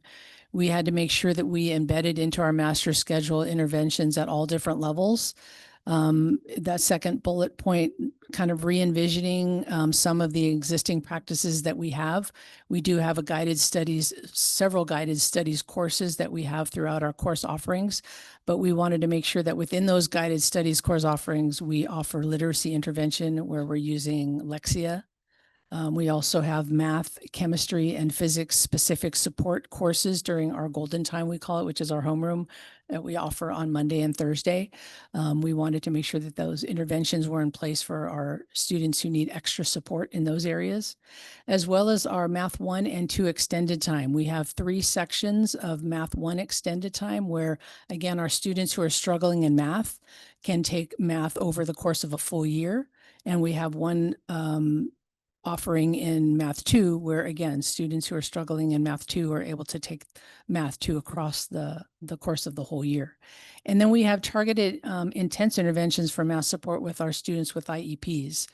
They're specifically placed with a math special ed teacher in the fall, and that teacher is working with those students on skills building. And then those specific students are also placed in a math class in the spring with that same teacher in a co-teaching model. So they're really getting a lot of extra support. Those students who need that extra support, those students with IEPs. And in the future, we want to continue to analyze our portfolio and make sure that we're offering everything that we need for students around supports, but again, just a full bank of offering of courses that we offer. One thing that was very exciting for me as newly going through the master schedule building was, and I want to thank the board for approving, Fred Razzo, our previous principal, brought this to the board for us to purchase a partnership with Timely. And I just want to say thank you so much for allowing us to do that. It was a fantastic partnership, starting again at the beginning of the whole master schedule process in conjunction with Aries and our own ETS folks working with Timely. As soon as we got those course requests for students, they were uploaded into Timely's system. And this is just an example of a few teachers and what their schedules looked like. I had to do some work in there in terms of which teachers are teaching what, where do we want to place some courses and where do we want to place others. And for the most part, we let the optimizer, we downloaded all of the course requests from Aries into Timely, and we let the optimizer place the courses in the school day where it was best for most students to be able to take those courses.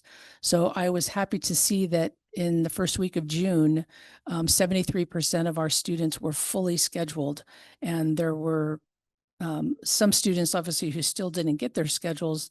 They weren't scheduled at that time, but we had to do some tweaking. We had to continue to tweak the schedule as we went along. And even throughout the summer, I was working with Timely on multiple days. They were very accessible for us to ask questions, for us to make recommendations. And we communicated back and forth to make sure that by the time the counselors came back in August, we rolled the information from Timely back into Aries. This is an example of a couple of the junior schedules that came out of Timely. You can see they helped us with some cohorting with the junior student schedule. That's an example there. That student is in the Math 2 co-taught class. They are also in an English 11 support class. The sophomore example there, it shows the counselor is Elizabeth Jimenez, but also that student is an AVID. So we were able to do a lot of cohorting, a lot of specific focus on our students who needed extra supports or were in specific programs.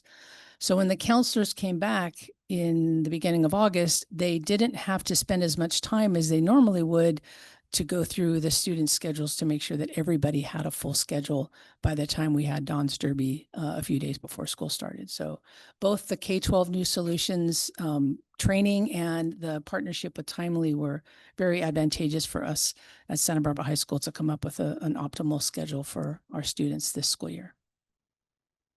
Thank you. I'm going to pass it along to my colleague from Dos Pueblos. Good evening, Melissa Ewart, Assistant Principal at Dos Pueblos. And when I look at data, as we all do, it coming from the humanities, it tells a story. So there are lots of stories in this very simple slide. So I'm going to do my best to just explain a little bit of it. Obviously, if you have questions after, we're happy to answer them. But what this is showing is from last year to this year, our numbers of dismissals. What I can tell you is the gray from last year is a completed year. And what we're doing when we look at our data, it's just a snapshot as of now for this year. So what we can see for this year is what we have. It doesn't say what we will have. And so that's the kind of unfortunate thing when we're looking at this comparative data with dismissals.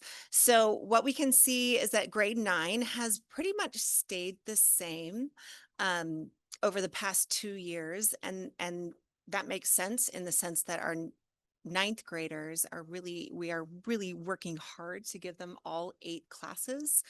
Our 10th graders is where we saw the biggest increase. With our dismissals in particular this year due to our course takes, and that's what Mr. Sheldon will go over. 11th grade, we see a little dip right now, 12th grade as well.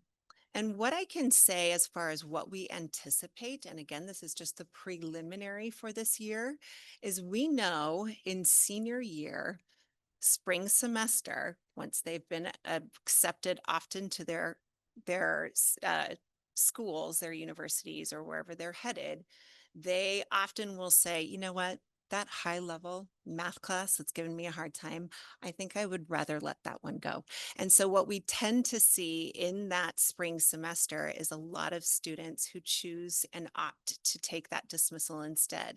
So this is just data that we don't necessarily have a full picture for, and we can anticipate those numbers will rise just like they do every year.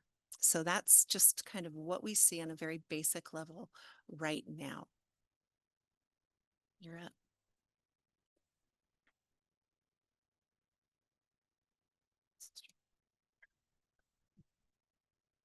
Good evening. I'm Alex Sheldon, Assistant Principal at San Marcos. The data I'm going to share with you tonight is about the number of course takes that students are taking, comparing last year to this school year. I think we're all aware all 3 of our comprehensive high schools are on a 4x4 block, which would give students the opportunity to take a total of 8 courses throughout the year. If we're looking, starting with 9th grade, we see that students last year were right at 8 courses, slightly more. There are a handful of students have some extra courses outside the school day. And that number is very similar this year. All of our schools followed a framework this year in terms of how we allocated number of course takes to students. And that framework universally for all 3 of our schools is all freshmen take 8 courses. Looking at 10th grade, last year was slightly below 8. We see a dip here to 7.75. And again, part of our framework was giving all 10th graders 8 courses, but then giving students the option and families the option to opt out. And there's a variety of reasons they might do that. They might do that 1 semester, 2 semesters. It might be to take a city college course, activities they do outside of school, et cetera. In 11th grade, now that number is down to 7 courses, like the equivalent of 3 one semester for the other. Very similar numbers this year. And then we see the largest drop in 12th grade from 6.75 down to 6.12. There can be a lot of reasons for that. Again, this is looking at preliminary data. One of the things that's not captured in dismissals is we have many seniors at all 3 of our schools who choose to be mid-year grads. We ask students if they're going to be a mid-year grad to let us know during the course request process the previous year. So they were letting us know last March and April. And one of the things that happens is it's really fun to be a senior in high school. And a lot of times students will get to the end of that first semester and they'll say, you know what, I'm not ready to graduate. I'd like to stay and do all the fun things that high school has. And then those numbers obviously come back in because we add maybe 3 courses back onto their schedule. So all 3 of our schools kind of operated within that same framework with some, unique needs for all our schedules we have. But those are the numbers we have as we hit, the 15th day of school tomorrow. So thank you very much. I think I'm passing it to Ms. Wilson now.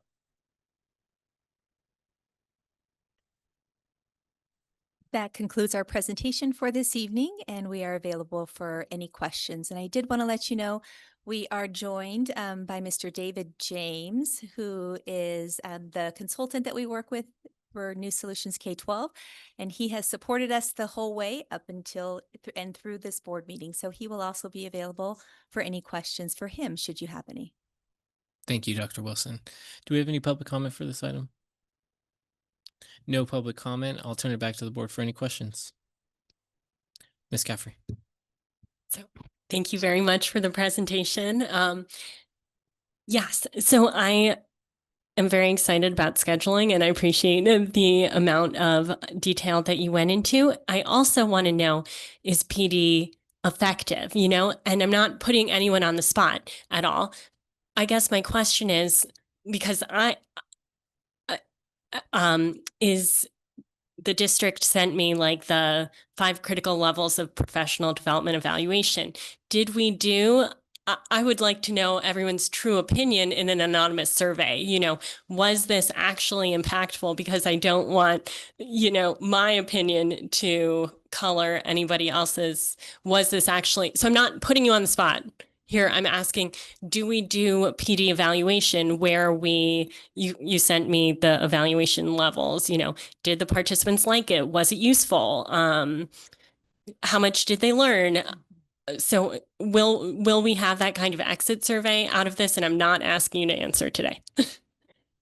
Yes, we will do a similar type of exit survey for this. It's a small group, right? So a lot of the information feedback, like we have gathered and I have gathered just through individual conversations. But we can, because the teams were small, I believe we had 3 to 4 representatives from each side. So it included a counselor, assistant principal. So it was a small group. But yes, we can get like actual quantitative data for you on that. Basically, I just want to make sure, obviously, our staff, their time is extremely valuable, and we want to make sure that any PD is responsive to their needs. So that is my, I think based on the presentation, it seems like many great things happened, but I want to make sure that, all our training continues to be responsive. Of course. Yeah. Pardon me? Oh, You can, Dr. Bill, do you want to go? I think Ms. Caffrey has more questions. You can go. All right. Thank you for the presentation. It sounds like this has been a new way to look at scheduling, and it sounds like using the Timely program was very interesting. Did everybody use the Timely program? Okay. no. Just Santa Barbara High School. only Okay. that. Okay. Yeah, it sounds like it's like Tetris, like it was helpful, right? So it sounds like this was a step into looking at a different way of scheduling, learning about different ways of scheduling. And I would be curious if other schools would be interested in trying the Timely program, because I must imagine the high school schedules are incredibly complex, and I can't imagine anybody doing that just on a spreadsheet. You showed us data, and I guess when I first was looking at the presentation, I didn't really understand that the data for this year is really preliminary, and really at the end, we won't know. If we are going to look at data in the future, I think looking at the data slightly differently, that if somebody is in a dismissal period because they have an excuse, like they're going to City College or they're doing an outside PE or whatever, they're actually doing something during that time, would be an interesting thing to know. I don't know if you have that available to you, because I think the other part of the conversation that I'm interested in is we talk about, meeting the students and also doing our staffing in a way that meets the students' needs. I think there is a bigger question out there of what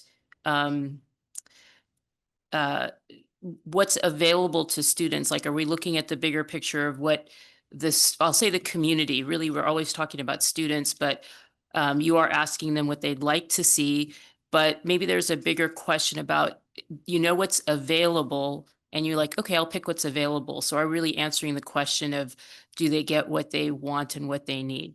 And maybe you are answering that question. I couldn't really tell, but we did hear a lot in the spring about when the course takes were reduced, about what is not being offered. So I'm curious about how the system addresses that question. Is there any sort of discussion at any point saying, what would students really like to see in high school? Like, do they all want to go back to Latin? I don't think so. But, are we even offering them Latin? Do they get that choice? There's going to be a zero course taken Latin because guess what? It's not offered. So how do we have some of those bigger discussions as we really get into the brass tacks of scheduling? So this is just kind of question, not conjecturing. But I asked about the data. I feel like you're in the middle of this. I was going to ask what is something that you plan to do differently, but I'm wondering if we've talked about having a discussion about scheduling again after the spring. So we've gone with, hiring this consultant, doing this system. Is this meeting our needs, right? So that's a question, maybe it's a professional development question. Maybe it's a question that, is this actually answering the question we're trying to answer? Are we doing better scheduling for our students? So I don't know. I feel like you're like a test group. Is it meeting your needs? Like, do you feel like this could meet that need? I agree that we should probably let the people that actually do that work answer the question that are here today. And I want to thank them for being here. I would say definitely from my experience that yes, from the high percentage that we were able to achieve before we went into the summer, that was helpful, and it saved us hours and hours and hours of time for our counselors having to look at students one by one and hand schedule because the optimizer wasn't powerful enough.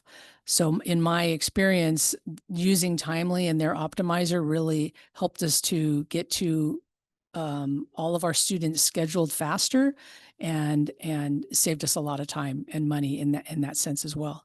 And I forgot to add that just this afternoon, I met over Zoom with 5 members from Timely, myself and my 2 head counselors, to just talk about what were some of the things that were extremely helpful.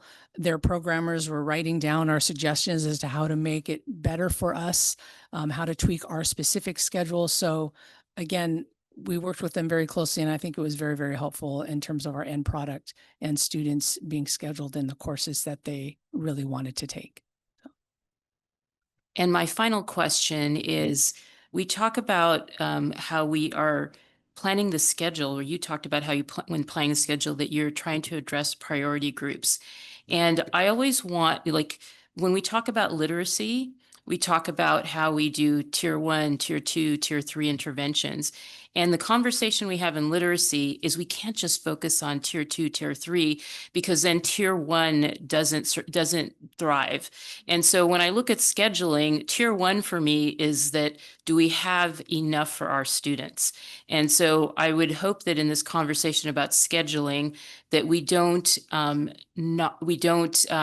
allow space, that we don't get into a problem where we're not allowing space for the classes that maybe aren't intervention classes or support classes, but the classes that make students thrive. And part of that discussion in my mind is I feel that Santa Barbara City College is in some ways part of our scheduling, because they offer a lot of our advanced classes that our students can actually go to. And so how does that become part of the scheduling conversation? So I'm getting out of questions, but my question is really not just priority groups, but we also have other small groups that are not targeted as priority groups. But if we were to really have them incorporated into the scheduling, whether they have classes or support, we actually improve our tier 1 scheduling, if we want to call it that.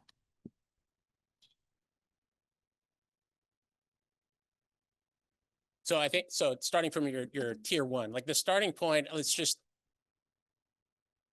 am I not talking into it? Sorry. Too tall. Story of my life.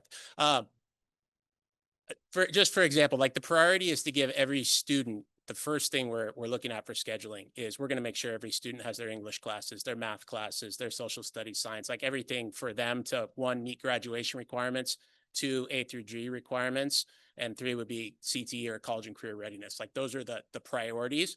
But then we're balancing those with making sure that, you know, there's more to school than those subjects that kids want to show up and be engaged and do. And I think that's the process of the schedule. But it's making sure that we're giving every kid the class that they need where they're at grade level. And that would be the starting point. And then everything else, we're working around those to make sure that we fill out a schedule with all the things that kids like to do and kids need to do. Can I just continue that question? So for example, and I don't know if this came up as an issue or not, I'm really happy to hear that there's a year-long Math 1, Math 2. I think that's been, our math instructors have asked for that, and I think this is wonderful. And something that's been discussed, and I honestly, I'm not an educator, so I can't be in the middle of this conversation, but there's been this similar discussion about like more intense classes, whether it be language, world language, or AP classes. And is that part of the scheduling discussion? Because we weren't obviously at the scheduling sessions. So I would say every one of our classes has what we would call a college prep level and then an advanced level. And that advanced level could be an honors course, it could be an AP course, or it could be a dual enrollment course through City College. And a big part that, again, that drives this is when we take course requests, you know, in the winter and spring, students are telling us this is the class we want to take. And then we offer the number of courses based off of those requests. And so we are always looking to expand our dual enrollment offerings. And a big part of that is do teachers meet the minimum qualifications required by City College. A new AP course started in the last few years that we've all adopted, I believe, is AP Pre-Calculus. We've added another AP course this year. So a big part of that is just what our staff can teach and what they can do, and then matching that with what our students and families are asking in terms of which courses they want to take. Our partner from New Solutions actually has their hand raised and I think can add to the conversation. Great, thank you. And good evening, everyone. Thanks for allowing me to join the conversation today. My name is David James. I'm managing director here with New Solutions K-12. I lead and facilitate our secondary scheduling academy. It's a session, a multi-month session that I've been hosting past 6 years at this point, twice a year, once in the fall, once in the winter. Absolute pleasure working with the folks from Santa Barbara over the course of this past year. And one thing I would just add to the conversation here is to the question about has the supports we received either from the Scheduling Academy or from Timely satisfied what we need and what we're trying to do to improve our schedule and student outcomes going forward. And the framework that I've often found helpful to add to this conversation is identifying what are some of the inputs that you're working towards and what are some of the outputs that you're hoping for. And when I think about that in the context of the schedule, which I know as Dr. Wilson highlighted before, it's really your blocks of time, it's your staffing, and it's your courses. You can cut that a couple different ways. I think some of the more common input measures that we'll often look at are just as Mary was highlighting before, the time saved that it takes the scheduling team to create a schedule. That can be a major time suck for school administrators who have a lot on their plate and a lot of responsibilities. And sometimes the savings that they get from spending less time on the schedule is a really valuable input measure that folks want to pay attention to and track. And that can be done through time studies year over year. Other times it's just clarity on the scheduling process, that teachers and staff have a better understanding of what goes into the schedule, how decisions are made, how their perspective is included as teachers. And that is often something that we see done more from surveys or Google Forms, those types of things, and engaging staff in that way. When we think about it from the outcomes side of things, I think some of the more common ways that we've seen folks approach this is certainly some of the points that I've mentioned so far are the percentage of students that are getting their course requests satisfied, i.e. more students are getting more courses that they want. And I think that's one of the best measures to look at. You certainly can approach it just from a satisfaction perspective and surveying students about their schedule and the course load that they have and when they have the courses and whether that's something that they have found helpful and they like and they would want to repeat or things that they want to change about it.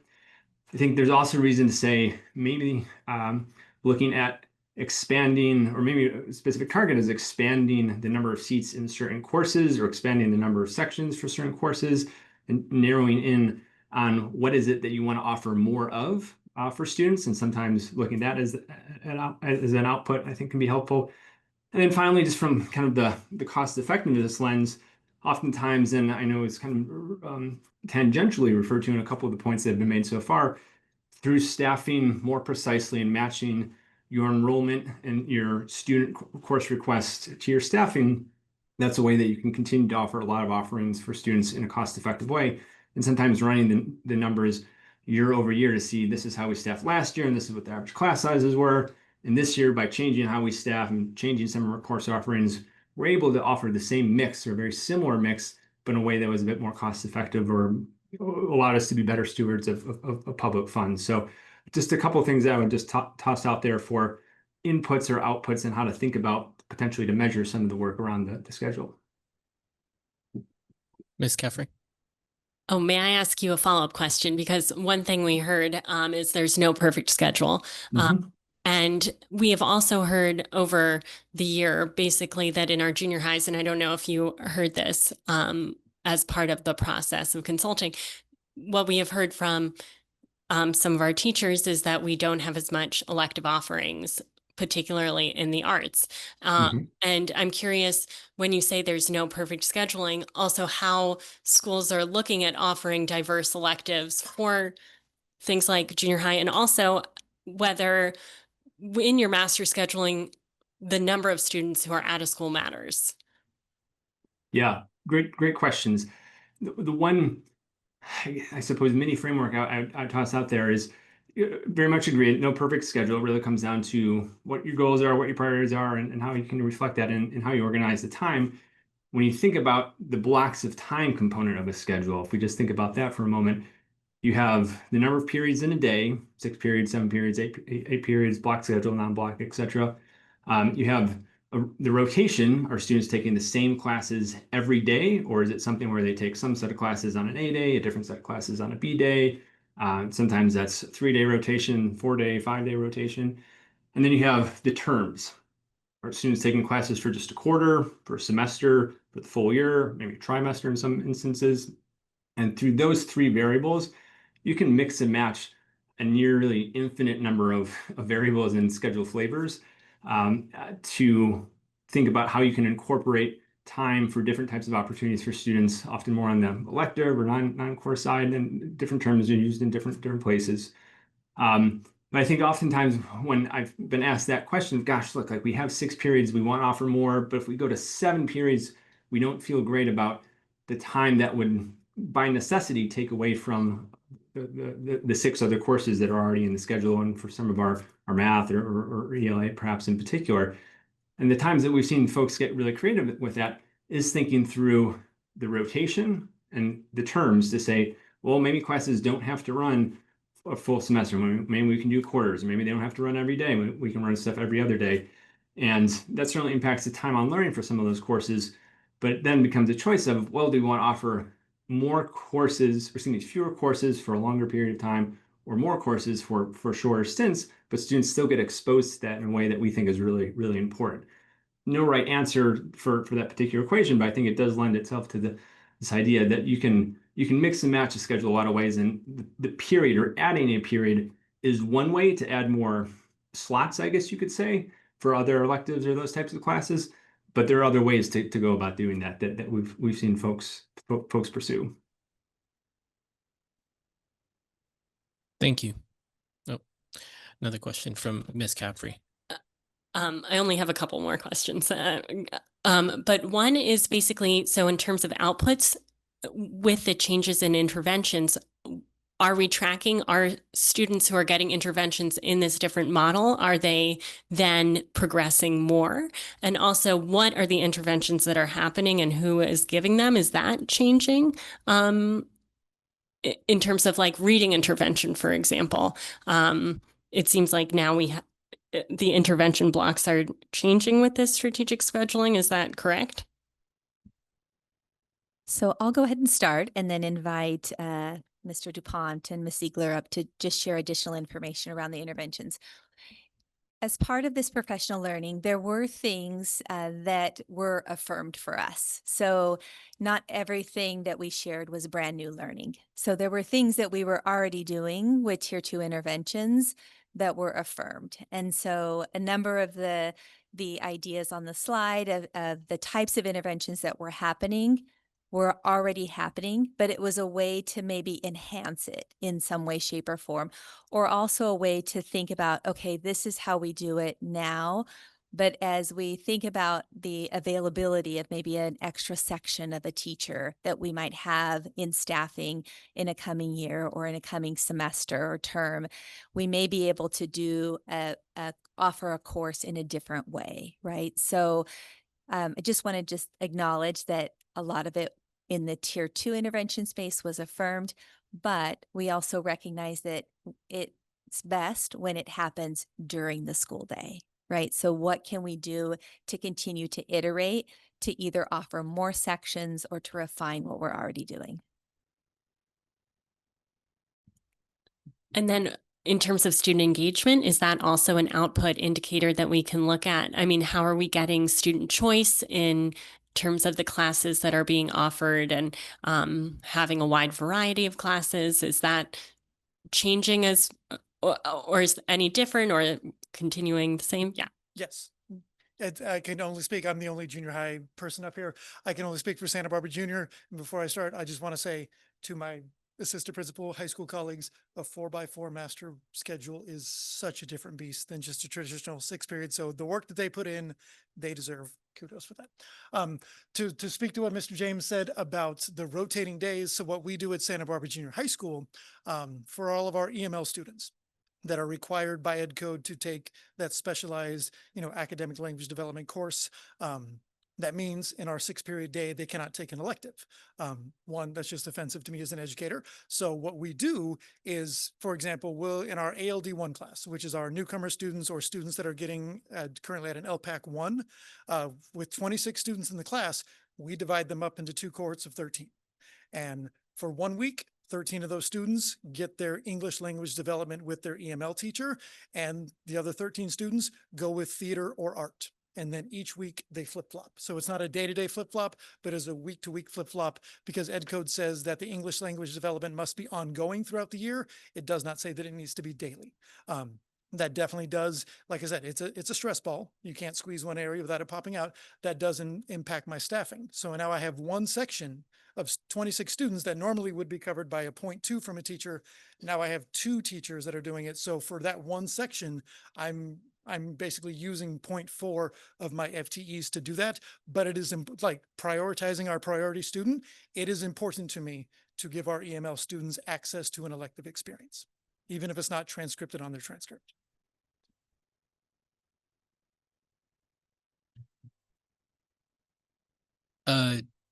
Doesn't look like it, but I do want to move us along because we still have another big topic after this. Yeah.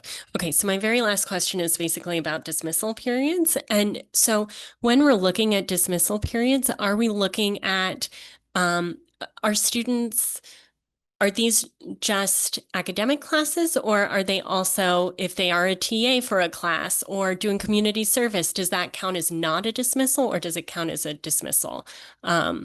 Yeah, I see your question. No, if they're a TA or we have at DP academic mentors or even office aides, all of those are considered a class and not a dismissal. So it will say teacher aide on their schedule or academic mentor on their schedule. And if it's a dismissal where they can, in our cases, go off campus or be in the library or in the quad, that's a dismissal and it will say that on their schedule. So those are 2 different things. So basically, when we're looking at this dismissal data, it includes, so I guess my question is, would it be possible to have more granular data? Like, has the amount of our kids doing more TA ships than they did last time? And that is why our dismissal numbers aren't changing that much? Or is it because, yeah. Yeah, that is very possible. We have a lot, I mean, just thinking through what we have been scheduling a lot of and the offer of either a dismissal or a TA, both we can accommodate. We do have a lot more TA positions or academic mentors, and we do want our academic mentors. That's a really great thing within especially our math and science classes. So it is something we encourage, but we also have a limit per class on how many we can do that. So it's still a limited amount of students that we can put into those TAs and mentor positions and even office aides. So that while that data might have gone up, it's capped, if that makes sense. And I also just want to say thank you. I mean, I think that creativity and allowing students to be able to have those experiences is amazing. And it's basically constraints that that based on decisions that we made that restrict the amount of academic credit. So I understand you're working within constraints, and sounds like students are doing a lot of exciting things for their dismissal, or not dismissal, but in addition. Thank you. Anything else from the board? I have one more question. Maybe this is for you, Dr. Wilson. Is there a way for us to capture the data for the students that are taking SBCC courses, or what are they doing during that dismissal period? Are they just leaving campus? Is there a way to capture that so it colors it just a little bit more about what they're doing? So we have two types of SBC courses or dual enrollment courses, those that are offered on campus through one of our teachers that Mr. Sheldon also highlighted. Then we also have some who are taking it perhaps online or on campus. So what I don't know is, can we distinguish the two in our schedule? So I can look into that, but I don't know if it can show us the difference. But we can get just more widespread data on our dual enrollment courses. Did I misunderstand that in our dismissal numbers, if someone was taking a dual enrollment class on campus, that counts as them being in class for one period? If they take it off campus or online, that counts as a dismissal. Is that right? Correct. So would we be able to figure out how many dismissal periods are technically SBCC off campus or online courses? I'm going to let Mr. Sheldon answer that. He'll know more. So we get a report from Santa Barbara City College that lists all the grades that the students have taken courses after they complete them. We get it for summer, we get it for fall semester, spring semester. So we know exactly the number of courses students are taking there. What we don't know is if a student says to us, hey, I would like a dismissal because I'm going to go take this course at City College. We don't like tag that as it's a dismissal for this, because it could be for that. It could be for club soccer. It could be because they need to work to support their family. And we don't collect that. I mean, there might be a conversation with a counselor around it, but it's not a data point that's collected. So even if they're doing a dual enrollment class that's online or at the SBCC campus for that dismissal period, they might just be doing something else. Correct. Yeah. And it doesn't necessarily line up that like they have fourth period dismissal while the class goes on at City College. The City College class might be at 7 p.m., but they don't want 4 classes because they don't want to have 4 classes to manage plus the City College class as well. Thank you for explaining that. Last question, and then moving on. So my very last one is, if this is of value, are we expanding these ideas to other schools, or is that a future conversation? And similarly with Timely, how do we spread these ideas if they're useful or Yeah, so I do want to share and acknowledge how powerful it was in the spring of last year to be working with Santa Barbara High School with Ms. Ziegler on her master's schedule, and to hear the percentage that she was at in a relatively quick amount of time as compared to even the other sites. So I know that that was valuable, and that there have been questions and some initial discussions around it.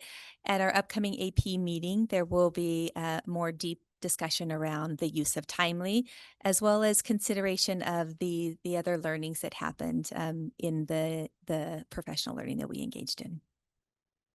And then I'll get the data for you too. Thank you. Thank you all for being here. I know this is well past your typical commitment time, so thank you so much. This has been very helpful for us. Really appreciate you. We're going to close out E2, and we are going to go back to public hearings and go to F2, public hearing to receive input regarding resolution 2025-26-07 to approve agreement with Santa Barbara Screen and Shade and Cal Coast Tinting. Good evening, board members, President Escobedo, Dr. Maldonado. The public hearing tonight is in consideration to enter into energy services agreement with two companies, Cal Coast Tinting and Santa Barbara Screen and Shade, to provide window coverings for district-wide for our schools. This work will enhance greatly the security of classrooms and safety of students. In addition, of course, it will enhance our ability to save energy by using less, cooling or heating. It's in the HVAC savings and electrical savings. And ROI is calculated to be anywhere between 3 to 5 years of return on investment. In cases like this with energy agreements, the contracts fall under Government Code 4217, which allows us to bypass bidding and go directly into contracting with these two companies. I'll be happy to answer any questions. Thank you. Do we have any public comment for this item? No public comment. Do we have any questions or comments from the board? Dr. Beal. So just to clarify, part of this initiative is to provide the coverings and the tinting that has been discussed for school safety, correct? Correct. Okay, that's good to know. Thank you. The additional benefit is the energy savings, of course. Yes, of course. Thank you for answering that. Okay. Looks like that's it. Thank you. Thank you. We're going to close out all the public hearing items and then we'll take a break. Next one is F3, first reading, sunshining of the Santa Barbara Teachers Association to reopen contract negotiations with the Santa Barbara Unified School District. Welcome, Dr. Becchio. Thank you. Good evening, board members, Superintendent Maldonado. This item is a public hearing. I do have a short presentation, and I typically just like to give the backdrop of negotiations to the public and the board as we open the sunshine proposals. Let me see, I got the control here. So just as a reminder that there's these three types of negotiations. We have successor contract negotiations, which really is negotiations that really bargains the entire contract, a new contract, typically for a 3-year period. Then we have reopeners, which happens each year, where we have the ability to, each side has the ability to reopen certain articles to negotiate the language in those certain articles. And then you have the impacts or effects bargaining, which is a decision that the district may make that could impact working conditions of the employees. And the union has a right to demand to bargain the impacts of the decision, not the decision itself, but the impacts it may have on employees. And then this gives you an idea of the sunshine process. So as we go into our reopener negotiations, the first step is really gathering input and analyzing the current language, deciding what proposals you might want to bring forward, actually what articles you'll want to open, and then determining what your proposals might look like. We will have to submit the initial proposal. So Ashley, the negotiation chair, has submitted this one to the board, and that's the one that's before you tonight for public hearing. That's on the first board meeting there on the second box down on the left. And then you come to a second board meeting. I'll bring this back the next board meeting for an action item. The public has a opportunity to comment on it, and then the board approves the proposal. The district also has to gather its first initial proposal and bring that to the board as well, and follow that process. As soon as those processes are done, then and only then can the district and union begin negotiating. What I've put before you is the initial proposal, and happy to turn it over to you, Board President Escobedo. Thank you, Dr. Becchio. And before we go to public comment, I have a comment from the board about this very item. We heard a little bit earlier today from Mr. Block talking about process. And while it feels like it was just yesterday to some of us, since the conclusion of our last negotiation, it's no surprise this board has been very vocal and has emphasized the importance of strengthening collaboration with both SBTA and CSEA. And over the past year, we've witnessed many fruitful partnerships in our opinion, through standing together for our students, through resolutions, the first ever SBTA presentation to the board, and our joint work that will happen on the Fiscal Advisory Committee. I think as we enter this next phase, the board wants to be transparent about how we are approaching this process. Several important steps are going to guide our work to ultimately sunshining our letters. The first is our new Fiscal Advisory Committee is just beginning its work to build a strong shared understanding of the district's fiscal position. The second, in November, we're going to be receiving updated property tax revenue figures for the current year. And in December, we are going to have our first interim budget report that will be presented. That will be extremely helpful. Last is between now and then, we are going to engage with site leaders and conduct an internal inventory to ensure that we have a complete picture of the needs of our students and the district before finalizing our proposal. Taking these steps will allow us to move forward thoughtfully, grounded in clarity and a collective understanding. And to that end, the board plans to present our sunshine letter for the first reading at the end of October.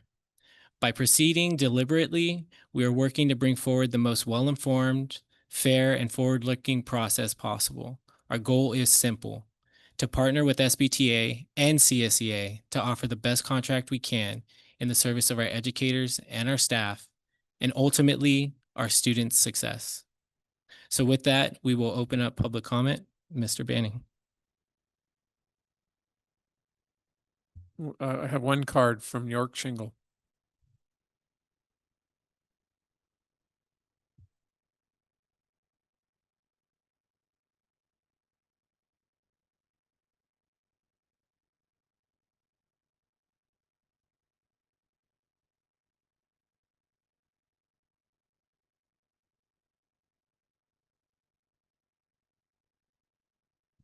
Is your mic on? Sorry. Like it was. There you go. York Shingle, still president of SBTA, end of October. Okay. Here we also have Ashley Cornelius, our bargaining chair. Thank you for reading our sunshine letter today. Bargaining is a difficult thing that takes a lot of time. So it's really important that we start as early as we can. While we've had really big ticket items in the past, this year we have a number of smaller items that don't cost nearly as much money, but can have a positive impact for our staff and our students.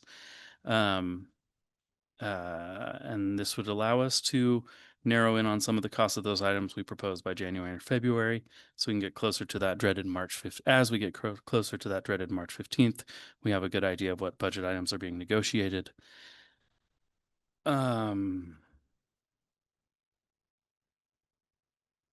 Sorry, I'm shifting my words a little bit.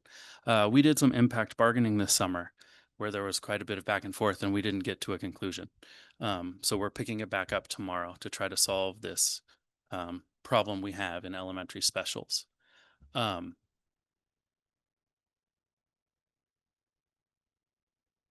of the back and forth takes a lot of time because there are things that we seem to just disagree on when it comes to facts. And so that means we have to go back and forth. Like when people in our district cabinet tell us specials teachers didn't have PLC time last year. They definitely don't need it this year when they did. And so that means we have to gather data and come back and say, yeah, they did. Here it is. I've now gathered schedules from all of the different sites, which is not work that I should have to do, but it is what I apparently have to because we disagree on the facts of things. So it takes a long time. That's why we need to start soon. Because there is a lot of back and forth and questions about things that I don't think there should be questions about. But through that, it's a very challenging process and takes a long time. So I would really encourage you to start that sooner, please. Thank you. Thank you. No other cards. Any other questions or comments from the board? Okay. We will close out that item, and that closes out our public hearing items, and we are going to take a 9-minute break, and we'll come back at 8:40. Welcome back, everybody. We'll call this meeting back to order at 8:43, and we will go to the action agenda. G1, petition for readmission of an expelled student, Education Code 48918, case number 202324-34, 202324-07, and 202425-15. Do I have a motion? Yeah. I move to approve the petition for readmission of of expelled student number 2023-24-34, 2023-24-07, and 2024-25-15. Do I have a second? I second. We have a first and second. All in favor? Aye. It's unanimous. We'll go to G2, adoption of resolution 2025-2026-05, adopting the 2024-25 GAN limit. And we have Mr. Tedeschi. Welcome. Yes, and now we've reached the exciting portion of the program tonight. And I'll talk to you about the GAN limit. This is an annual resolution we passed that was started back in 1979 to try to limit spending in government agencies. It basically took the 1978-79 levels and every year attached a growth CPI percentage to that to try to keep government spending from getting out of control. And as of June 2025, just this year, they amended the GAN limit. So when a district exceeds their GAN limit, we no longer have to write a letter to the state. It just all gets uploaded and the state combines all school districts together and to establish a state GAN limit. And so tonight, what we'll be approving is the final GAN limit for 24-25 of $170,917,914.79. And then the proposed GAN limit for 25-26 of $183,398,621. The GAN limit for last year exceeded the calculated limit by 5.5 million, which will just get rolled up and go to the state. Thank you. Do we have any public comment for this item? Not seeing any. Any questions or comments from the board? In that case, do I have a motion? I move the adoption of resolution 2025-2026-05, adopting the 2024-25 GAN limit. I'll second.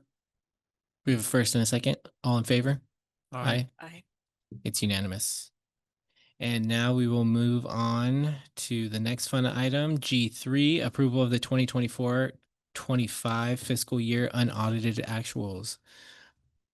Mr. Tedeschi, bless you. Thank you, board, Dr. Maldonado. So this is basically the end of the year reporting for the 24-25 school year. The unaudited actuals are basically the final closing of the books for our actual expenditures for the year. Every other presentation we make is based on budget and our projections, where these are the final, here's where we ended up numbers. And what happens with these is we finish this, our auditors take over, and then they make their adjustments to produce our audited financial statements. And I wanted to kind of start with some information that I actually presented to the finance committee about the cycle that we go through each year with development of our budget, how we get to the end of the year in our audit report. As you can see, we are in September. And all of the items with a red star will be brought to the board for approval and review. So September, we have our unaudited actuals report, reporting on last year. In December, like was mentioned, we'll be bringing the first interim report, which kind of takes what we've done in our adopted budget and makes all the necessary adjustments for everything we know has changed. January then kind of starts the cycle for next year's budget development with the governor's budget proposal, while we're still adjusting our budget for this year. In February, we do an annual, I believe it's February, the LCAP annual update that comes to the board, which is kind of a checkup on where we are financially with what we plan to spend in the LCAP and where we are kind of year to date. And then March, we bring the second interim. which is data as of January 31st. April, and from that point forward, it's budget development through the end of the year. And then in June is when we adopt the LCAP and the budget. But actually the planning for next year has already begun. Because really for me being the new CBO, these unaudited actuals really represent the starting point for me and for our finance committee. We're starting with a concrete, here's how we ended the year, and then we will go from there. And so we'll start with enrollment and average daily attendance, as that really ties into some of the funding that we receive. And it really gives a good picture about kind of where we were, where we've come, and kind of where we are now. If you look back in 2015-16, we had enrollment of 14,134 and average daily attendance of 13,324. And so the enrollment data comes from CDE. I try to only use certified data because some of these numbers are really moving targets. And then you can see the slow decline over 10 years where we went from 14,134, now we're down to 11,981 was the certified number from last year. I've not included the projections for this year as we don't have it certified yet. But this is kind of where we've gone. And when I look at data like this, I kind of look at where our enrollment, I still have some work to do on this, but where our enrollment and ADA have come, and then how many FTE we have. How many classroom teachers do we have? How many did we have back then? And how many do we have now? And is it comparable? So this is all part of the discussion, part of the research that we'll be doing. Oh, got two things going on here. And then we want to get into the actual financial data that's in here. And I want to thank Lacey Preston, my director of fiscal services, who did pretty much almost all the work on putting the data together. She and I spent some time talking about it, and the fiscal staff that throughout the year is managing specific programs and journal entries and all the stuff that they're doing. So I appreciate Lacey bringing me up to speed and getting me to a position and helping me put, actually she put these slides together after some back and forth and conversation of what I would like to present. And so what you will see with each presentation, it may change a little bit from what you might have been used to seeing, because it's going to put my spin on it, what I think is the most useful way of looking at the data in a way that's easily digestible for everybody, because there's a whole lot of detail that goes into this. And I think for these presentations, I think it's good to kind of look at it at a top level to see where we ended up. And for me, in the book, in the unaudited actuals book, you'll see a lot of comparisons from estimated actuals to unaudited actuals. And so that is, what did we think was going to happen back in April, May, and what actually happened. So for the slides, I wanted to compare last year's actual how we ended to this year's actual how we ended, kind of apples to apples thing. So if you, these are revenues, both unrestricted and restricted. You'll see the big blue box is mostly our property taxes. The red box is federal revenues. The green box is other state revenues, and the top is other local revenues.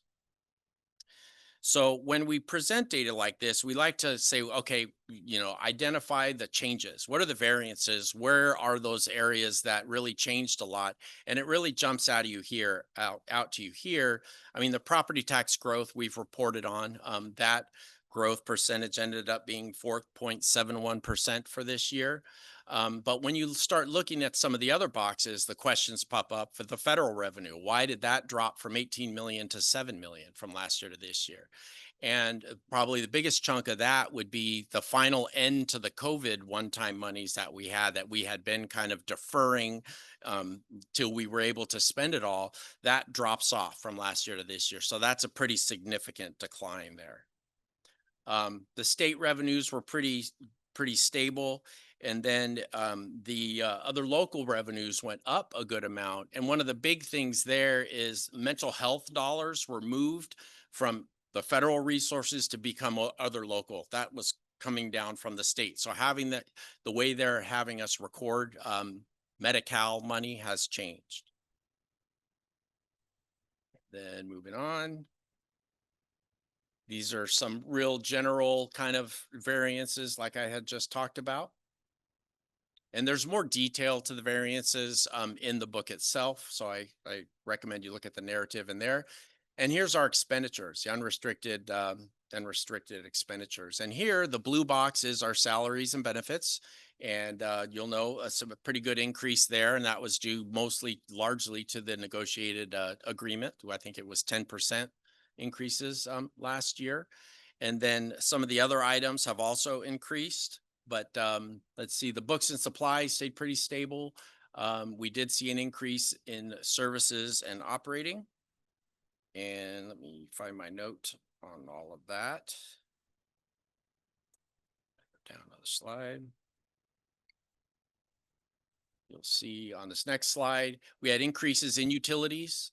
We have a new transportation provider. If you remember, we went out to bid for that, and the bids came in to be more than what we were paying, but the service has definitely increased and been really good. I'm happy with them in the 2 or 3 weeks of the new school year.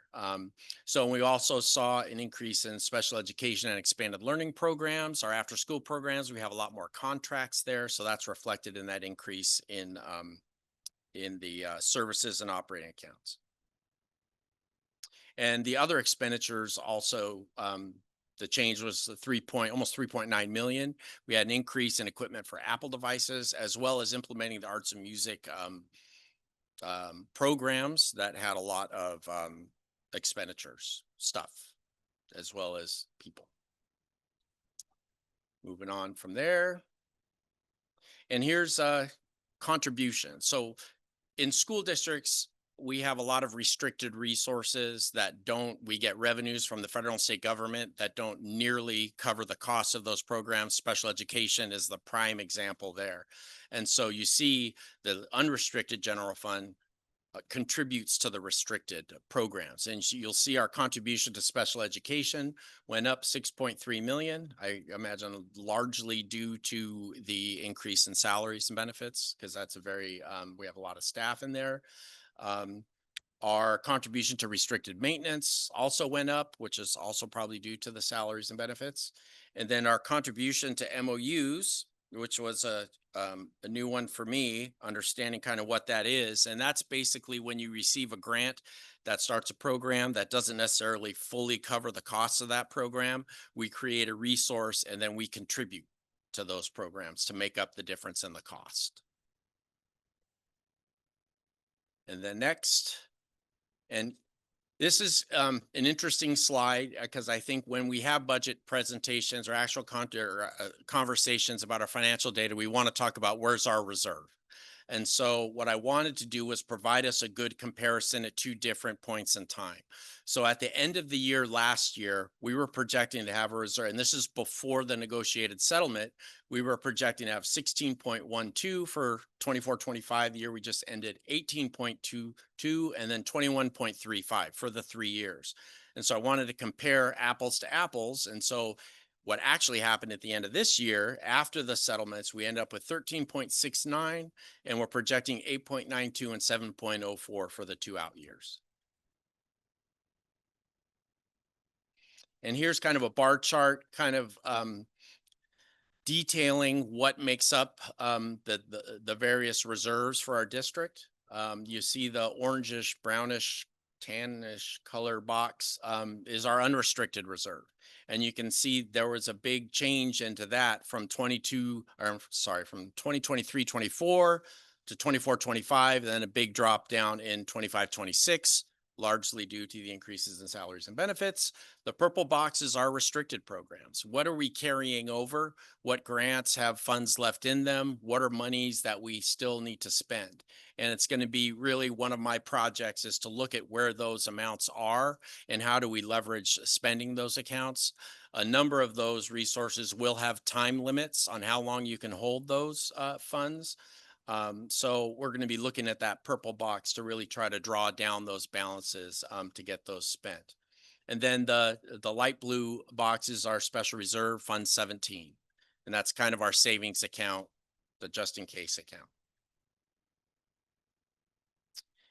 And then finally, always the big question, did we make our CEA and classroom expenditure requirement a minimum of 55%? I think we were at 56.5%. So we met that.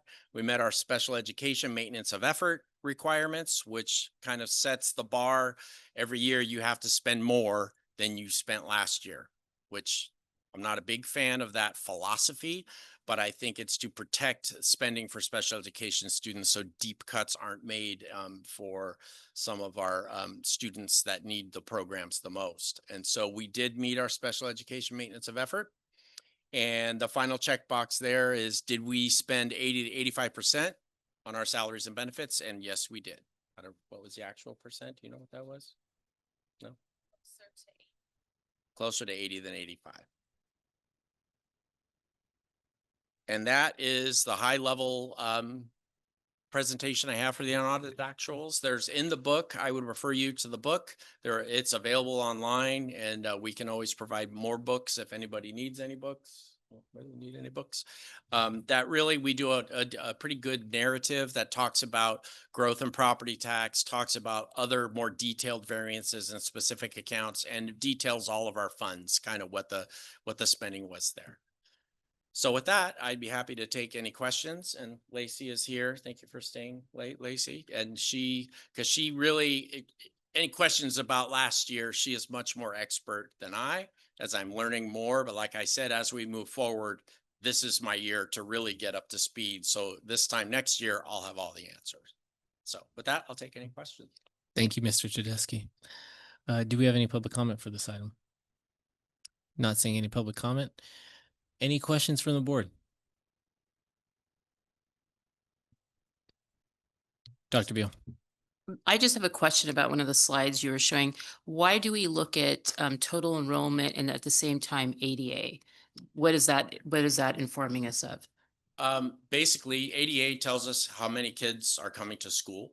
Okay. Enrollment is how many kids are signed up for school. And the reason I present it that way is because some of our funding is based on ADA. It's not just how many kids you have, it's how many are coming to school. And as a school district, you're always trying to bring those lines closer together. And so when I looked at it, I think at the closest together we was probably around 94%. And I think we're at about 92% right now, just under 92. So we're getting there. Coming out of COVID is where you saw that steep decline. For obvious reasons. And then so I think we've been working hard at making sure, trying to get kids back to school. And so it's an informational slide because some of our funding is based on that. Sure. Other questions? Ms. Munoz? Can I make a comment? Sure, we can move to comments and we'll go with Ms. Munoz and then Ms. Caffrey. Just want to say, thank you for making it understandable. Really appreciate the way you explain the breakdown and everything. Thank you. Sure. Thank you, Lacey, for helping. Ms. Caffrey? Yes, I'll echo Trustee Munoz and just say thank you for a very clear presentation, and I'm looking forward to working with you on the Finance Committee. So I thought it was great. Thank you for your work. Well, thank you. And if I didn't say it before, this will be our starting point with the Finance Committee, and we will start picking out pieces as we go from there. Any other comments? All right. That was quick. You're off the hook. Do we have a motion to approve the unaudited actuals for 24-25?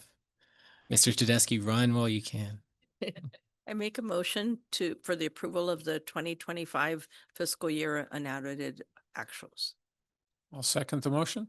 We have a first and a second. All in favor? Aye. Aye. Thank you. It passes unanimously. And now we will move on to G4, approval of the proposal from NV5 for energy services, performance, contracting support. Welcome, Mr. Ho. Good evening, Board President Escobedo, board members, Dr. Maldonado, and cabinet members. My name is Desmond Ho, and I am here tonight to discuss a proposal from NV5 to provide background information on energy savings performance contracting. So in my presentation, I'll be discussing what energy savings performance contracting is, or ESPC for short, the process of doing an ESPC, the role of NV5, the consulting group whose proposal is up for approval tonight, and what the district will be prioritizing with this ESPC. So energy savings performance contracting is a turnkey project with fixed firm costs funded by savings. I say turnkey as one contractor will be responsible for all aspects of the project from the beginning to the end. And this is going to include design, DSA permitting process, procurement of materials, construction, closeout, and also verification of savings. Now, these savings can be in the form of energy savings, water savings, operational savings, maintenance savings, and avoided capital costs. ESPCs are developed with a minimal out-of-pocket cost and is budget neutral. So if you take a look at this graph on the right, you'll see 3 bars. I'm just completely making these numbers up, but before contracting, let's just say we're spending $10 or $10 million on energy and utilities. And by doing this project, we potentially could save $2 million. We'll also be paying back the cost of the construction. Say it's $1.8 to $2 million. Again, these are all just made up numbers. And once the contract is done, we'll fully realize the savings. And also, the other part is that we've had the opportunity to invest money into our buildings instead of paying the utilities. So how does the ESPC process work? It is broken down into 4 major phases. If you take a look at the leftmost column with issuance of RFQ or request for qualification. So with the approval of this board item, the district will work with NV5 on drafting a highly specific RFQ. This RFQ will be open to all, and the submissions will be reviewed internally and scored based on merit, qualifications, pricing structure, and team experience. A short list of the best fits will then be interviewed, and the selected or winning contractor, if you will proceed to the green column, the assessment stage, where they will meet with district staff, discuss priorities and program possibilities. Basically, what can we do and how can we do it? With this information in hand, they will perform a preliminary technical analysis, or also known as a feasibility study. The contractor will then present these findings and recommendations to the district, and the district will work with NV5 on the details of this feasibility study, and then the results will be presented to the board. You'll notice that there is a red line drawn here. This is marking where the district can walk away from the contract with no fees owed to the selected contractor. If the feasibility study turns up numbers that do not make fiscal sense, or the project is way beyond what we were expecting, we can terminate the contract here and walk away without paying anything to the contractor.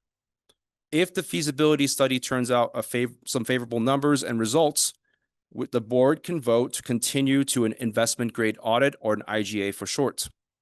During the IGA development, the contractor will take a look at available incentives, rebates, and conduct a comprehensive evaluation of our facilities. They will work with the district on getting a final proposal together, and that will also be presented to the board. Should the board approve this, then we can make construction happen, and a ribbon cutting event is typically scheduled after the construction is completely done, and the contractor will be responsible for ongoing monitoring and performance evaluation. So this brings us to the purpose of this board item this evening. These projects are many millions of dollars, so most school districts, as well as other public agencies nationwide, will enlist the services of a consulting company that specializes in ESPCs. So NV5 is a consulting company that specializes in ESPCs, and they've actually assisted us with our solar and microgrid project, and their services were top notch. So for this project, they will assist with the planning of the RFQ, ensuring that we have the proper language in our documents to get the best value, evaluating the proposals from the RFQ, and going through the feasibility study. Should we proceed with the project, they can help with overseeing the IGA or the investment grade audit, the contract negotiations, overseeing the implementation phase, and verifying the savings numbers that the contractor provides as true. Since we may or may not proceed with the energy savings performance contracting, NV5's proposal is a not to exceed price of $60,950, so they can bill on an hourly basis. So here are some of NV5's qualification as an expert serving as an owner's representation for ESPC projects. They have represented over 200 federal, state, and local government agencies across the country. Here are some notable California projects, including working with our state's Department of General Services, the California State University System, as well as Oakland Unified School Districts on ESPCs. Again, NV5 worked with me personally on the solar and microgrid project, and they were very helpful in ensuring that the school district received favorable terms and worked through any sort of issues that we encountered during the design and construction process. So what is the district's main facilities target with this ESPC? So throughout the facilities master planning process that happened last year, the most often requested item from the school sites were the addition of air conditioning in classrooms. Therefore, one of the top goals of this project is to replace a portion of the district's either nearing the end of life or past end of life HVAC equipment or heating, ventilating, and air conditioning equipment. We're going to be targeting the natural gas heating and ventilation only equipment and replacing that with electric heat pumps that are energy efficient and most importantly, will have air conditioning. The selected contractor will need to use all energy savings measures such as smart HVAC controls throughout the district, LED lighting where we haven't done it, and high efficiency equipment throughout the entire district to gather savings to make this project happen. There are likely many more energy efficiency measures that I'm not aware of. So this is where the contractor will have the ability to be creative, come up with a project that makes sense for us. With that, thank you very much for your time, and I'm happy to answer any questions that you might have. Thank you. Do we have any public comment for this item? Doesn't look like it. Do we have any questions from the board? Dr. Beal? Thank you for that presentation. I get super happy when you present to us because, you know, we save money in many ways, but yours are really obvious. So, so it sounds like we've worked with this contractor and we've had a good relationship with them. And this is just kind of an off the cuff question. You know, we put in the solar microgrid, so we're hopefully generating electricity. Yep. As we convert to electrical projects, the air conditioning and all that, is our microgrid going to be able to support us with this? Yes, a lot of the existing solar and microgrids, they're covering about 90 to 100% of the school sites' needs. So with the conversion of natural gas equipment to electric, that percentage is going to be lower. So yes, we will see a likely increase in electricity costs just because we're now having to draw a little bit more from the grid as opposed to using our solar and microgrid. However, this is something that the contractor can look into is, if we're increasing our demand by X amount, do we add additional solar to account for that? Do we add other aspects? So this is something that they could be very creative in how they do this. Thank you. Is there more volatility in the price changes in natural gas versus electricity? That's difficult. It really changes year by year. We had a huge natural gas spike in the winter of 2022-23 to where we traditionally paid about $1.10 a therm, and it went up to almost $4 a therm. Wow. So for instance, that winter, the Dos Pueblos High School natural gas bill was almost $60,000 for 1 month, just because they have a lot of natural gas heating equipment. So that sort of spike is more common in the natural gas world, whereas electric is just it used to be slow and steady, but now it's just a steady climb up. So unfortunately, electricity prices just keeps going up. And, a lot of people ask me, like, is our solar actually saving us money? We're paying 15 to 20 cents a kilowatt, whereas the utility rates are closer to 30 cents a kilowatt already. Thank you for that. Ms. Munoz. Right. Would this project would it be expected to, for example, is the goal to have it cover all the schools with AC and so forth? It cannot possibly do that because that's a very expensive endeavor. So we would work inside as our facilities team to target selected areas and see, what is our oldest equipment and replace that accordingly. Got it. Okay. I know on the during the back to school nights, I know in particular Harding School, I noticed some classrooms were nice and air conditioned and other ones were like little saunas and stuff. So I just wondered, things like that.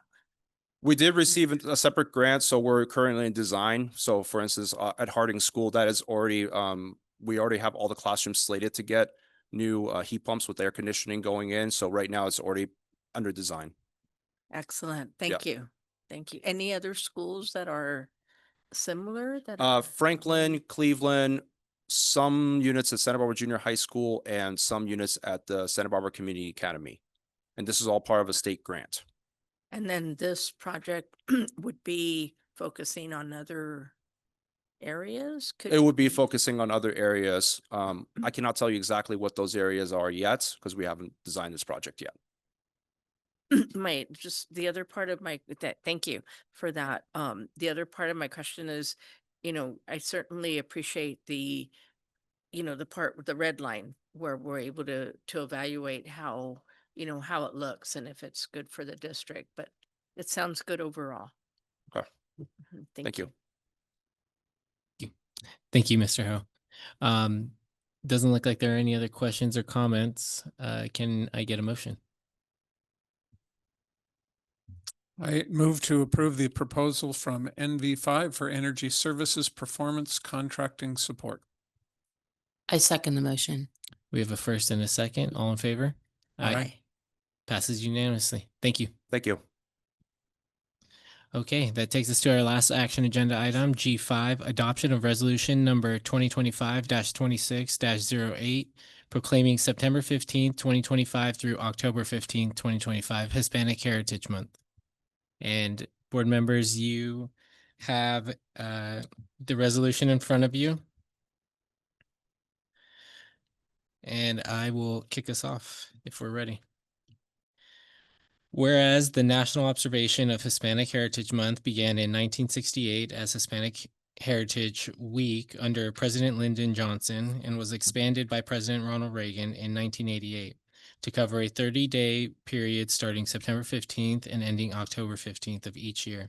It was enacted into law on August 17th, 1988 on the approval of Public Law 100-402 and whereas this law celebrated Hispanic and Hispanic Americans, the anniversaries of independence for the Latin American countries of Costa Rica, El Salvador, Guatemala, Honduras, and Nicaragua, while Mexico and Chile celebrate on September 16th and 18th respectively, and whereas the National Council of Hispanic Employment Program Managers announced the 2025 Hispanic Heritage Month national theme, Collective Heritage, honoring the past, inspiring the future. The theme encapsulates the spirit of innovation, resilience, and unity that define the Hispanic experience. And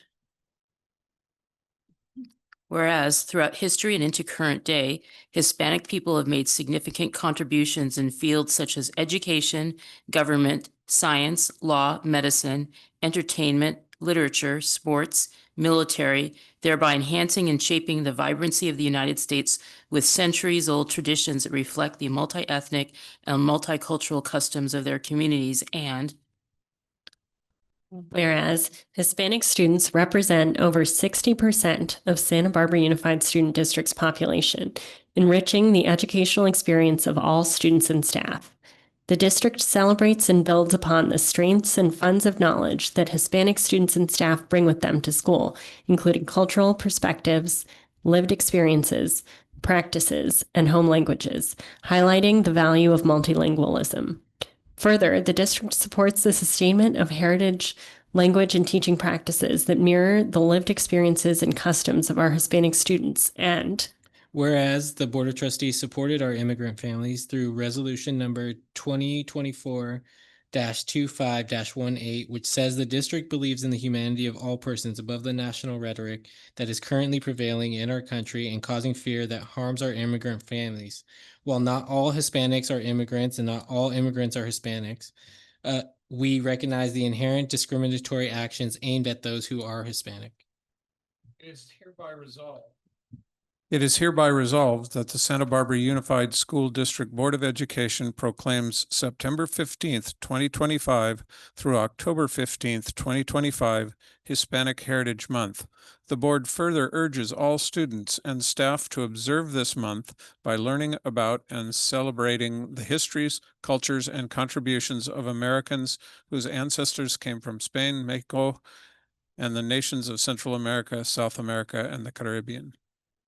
Resolve further that as a school district, we reaffirm our promise to welcome and support students and families from all backgrounds and will protect the confidentiality of information we have about our students and families and will keep immigration authorities off our campuses to the fullest extent provided by law. All students residing in the U.S. have the right to a free public education. Resolved further that the district will partner with local organizations that serve immigrant students and families for information sessions, resources, advocacy, and other relevant professional services. Thank you. Do we have any public comment for this item? We have none. Do I have a motion from the board to approve the resolution? Ms. Munoz. Make the motion to adopt the resolution number 2025-2608 proclaiming September 15th, 2025 through October 15th, 2025 Hispanic Heritage Month. Do I have a second? I second. We have a first and a second. All in favor? Aye. Aye. It's unanimous. That closes out our action agenda. And we will move on to H1, acceptance of donations for September 9th, 2025. Do I have a motion? I move to accept the donations for September 9th, 2025 with gratitude. And a second? I second the motion. We have a first and a second. All in favor? Aye. It passes unanimously. And that takes us to the consent agenda. Would anyone like to pull anything from the consent agenda? Ms. Caffrey? I'd like to pull the Armory, please, the Bright Path strategies, and also the oh, sorry, apologies. Can you give me the numbers, Oh, please? yes.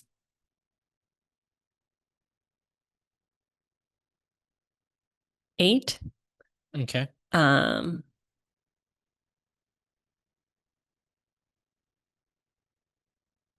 So just I'm sorry.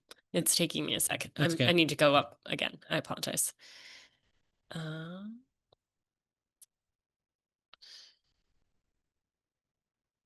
should write this down next time. I will.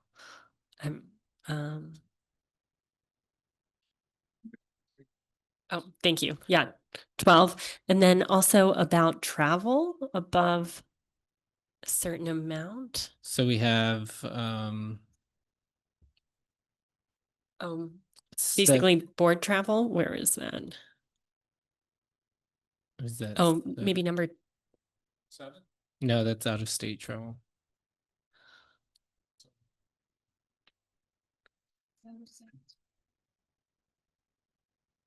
Sorry, next time I'll write it down. Yes, it's number 4. Number 4. Okay.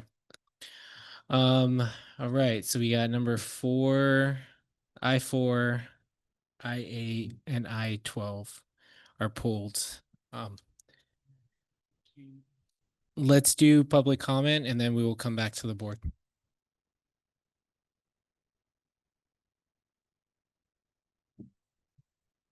On item 10, Brianna Serrato. On item 16, Brianna Serrato. On item 18, Brianna Serrato.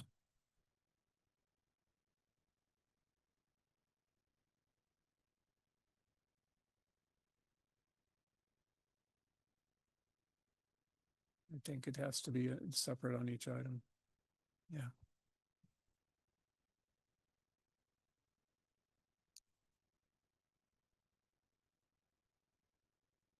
Your call. Okay. We will give you a very generous amount of time. Welcome. Oh, Mike. Hello again. So for item I6, sidetrack.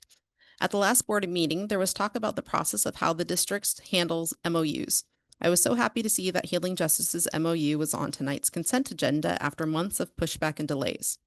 Seeing the sidetrack MOU being on tonight's agenda puzzled me, as I received a permission slip last week for my child to participate. Don't get me wrong, I am fully in support of the program and immediately signed the permission slip. What I don't understand is why families are being notified their child might be participating in a program that may not even be approved by the board. Next, I-10, the Lexia Letters training or facilitator training. The memo background states, SB Unified has identified literacy as a top board priority with a clear goal that every student will read proficiently by the end of 3rd grade. This is something that has been stated repeatedly. However, what hasn't been stated is what the district's plan is for students that aren't reading proficiently by the end of 3rd grade. Again, what is the plan for these kiddos, especially if they are EML or have an IEP or both? I-18. The legal cost benefit analysis presented at the July 31st meeting stated in-house counsel breakdown of annual salary and benefits projected as $260,000 and projected additional costs such as professional development of $20,000 for a total of $280,000. Tonight's classified management base pay July salary schedule is $202,000 to $263,000. It then changes in January to $206,000 to $268,000. This is due to the hard-fought negotiated pay raise of 3% by the Santa Barbara Teachers Association. My questions are, what is the full projected cost of the in-house counsel, as this salary schedule shows the base salary is more than what was projected for the combined salary and benefits? Secondly, how is a person hired or appointed to a brand new position in the closed session meeting prior to the salary schedule actually being approved by the board? Lastly, what happened to management no longer receiving automatic Me Too salary benefits? I understand that current management was grandfathered in for the last contract's raises. This should not apply for management that did not already have a signed contract at the time of the SBTA contract signing. The district is looking at even more cuts to staff and programs due to the deficit. So providing an automatic raise to a brand new management position within a few months of their potential hiring is not a good look. Approving this raise is adding insult to injury, especially after the board's announcement tonight that they are delaying contract negotiations with SBTA, despite claims of wanting to repair relationships after the last round of negotiations. Thank you. Thank you. Okay. Concludes public comment. So let's take the items one at a time. We have I-4 that was pulled, approval of purchase order report for September 9th, 2025. Basically, I just wanted to bring it up because one of the items is board travel, and I just wanted to bring it up as a discussion point, whether since we may invest in board coaching, whether we also want to do additional travel or conferences, and maybe it's an individual decision for each person, but or maybe every year we send just a couple of people to CSBA to represent us, or when there's a full board. Anyway, I just wanted to bring it up as a point of discussion, whether we want to do this type of travel in addition to coaching this year. Board members? Dr. Beal? In discussing our governance plan, this is going to take a great deal of work and coaching. And so it is going to take a fair amount of time, and if we agree to do this, it will be costly. So from my point of view, it's really an issue of, yes, we want to spend our resources wisely. So I personally, having gone to the board meeting last December and feeling that in governance, if we do choose to adopt the governance coaching, we are going to be trying to address things like metrics and goal setting and a lot of the issues that I learned about last year. So I feel personally that I would opt to not go to any additional coach, like sort of meetings and stuff, unless there was something very special that I needed to learn about. So I think it can be an individual decision, and for a lot of reasons, I'll make an individual decision that I don't feel that I need that this year. Maybe I'll go the following year or the year after.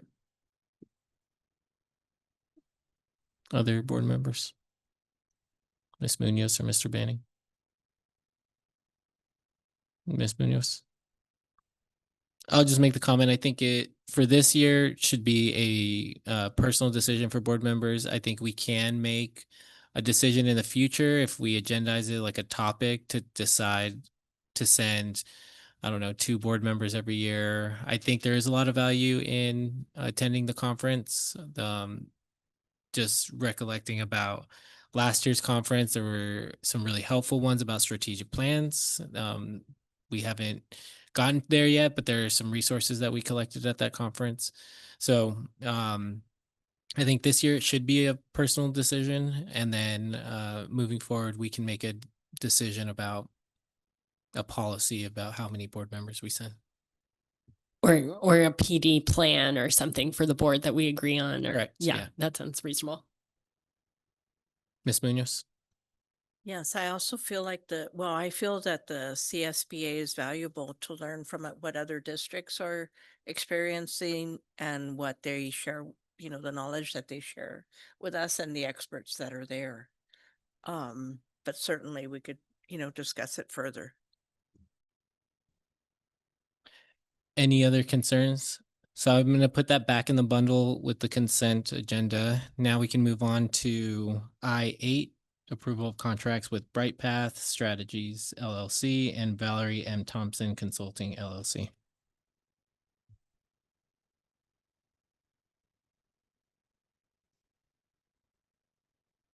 Should I ask my question? Yeah. So basically, I just was hoping to have a little clearer data on the efficacy of this coaching, and back to kind of the framework that the district provides us. What did the participants think of the training? Was it useful? How has it changed their behavior? I think we saw very clearly that the junior high principals did some great work around math and IXL. Was that a function of being together and the coaching, or was it just being together? So basically, I'd like to know, before we approve this training, how effective it was previously. So we had tonight the junior high principals, and then if we recall 2 meetings ago, because I think I wasn't at the last meeting, we had the elementary principals that did a presentation. Dr. Maldonado, do you want to speak to?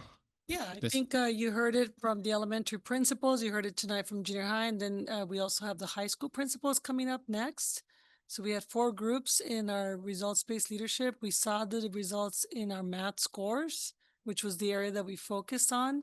And it was a result of all 12 seminars coming together.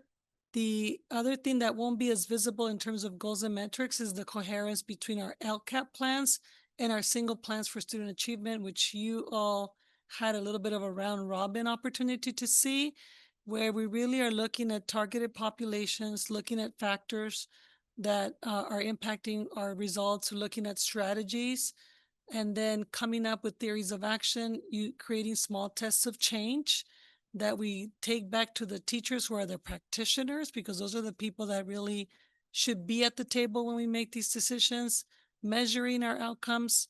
Sometimes we have failed, and we then come back and create a new small test of change. But that took all year long, and it took every seminar learning different parts of the equitable results sequence, which is in our design room.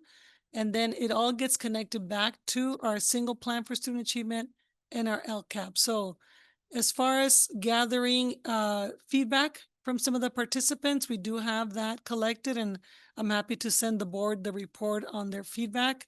I think the presentations is the most powerful part of the feedback. I will say it is a lot of time, and I think that some people felt the pressure of being away 2 days back to back together, because we're all busy running schools and our day jobs don't stop when we go out to do seminar learning like this. This item particularly is going to focus on literacy. Last year we focused on math, and the people that are going to cohort 2 are people who report to the principals who now are fully trained, as well as our instructional coaches and other people that can contribute towards the outcomes in literacy. We're also looking to include our partners with Partners in Education, who's doing the Readers Are Leaders volunteer program, and looking to bring somebody from the library, because we know that the theory of aligned contributions, which is the key focus of this training, is really what this is all about.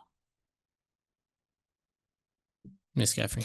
So the intent behind these questions are basically, as you said, that our staff, they're incredibly busy, and we want training to be as impactful as possible. Cost effective, but also the opportunity cost of their time. And 100%, I think the approach of results-based leadership is very good.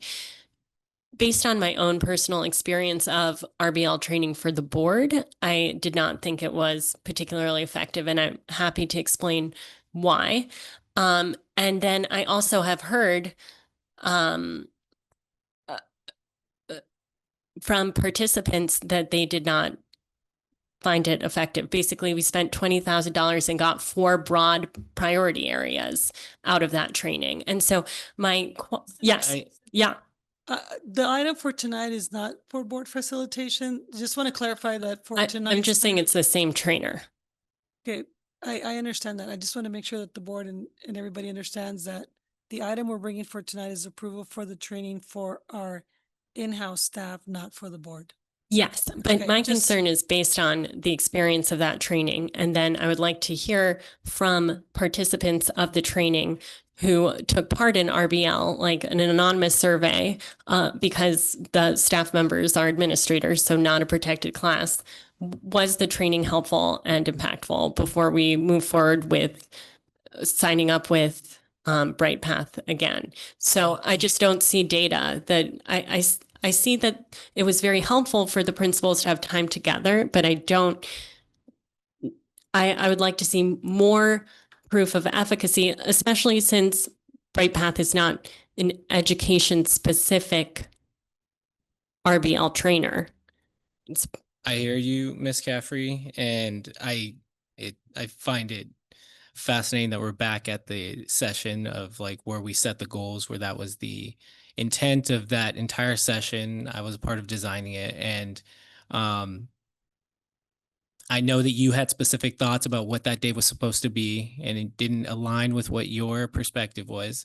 But unless I hear from the majority of the board that this is something that we don't want to support, then I'm going to move us forward with the motion. So I'd like to hear from the rest of my colleagues if they have any comments, and then I'm happy to go back to you, Ms. Caffrey. Dr. Rio.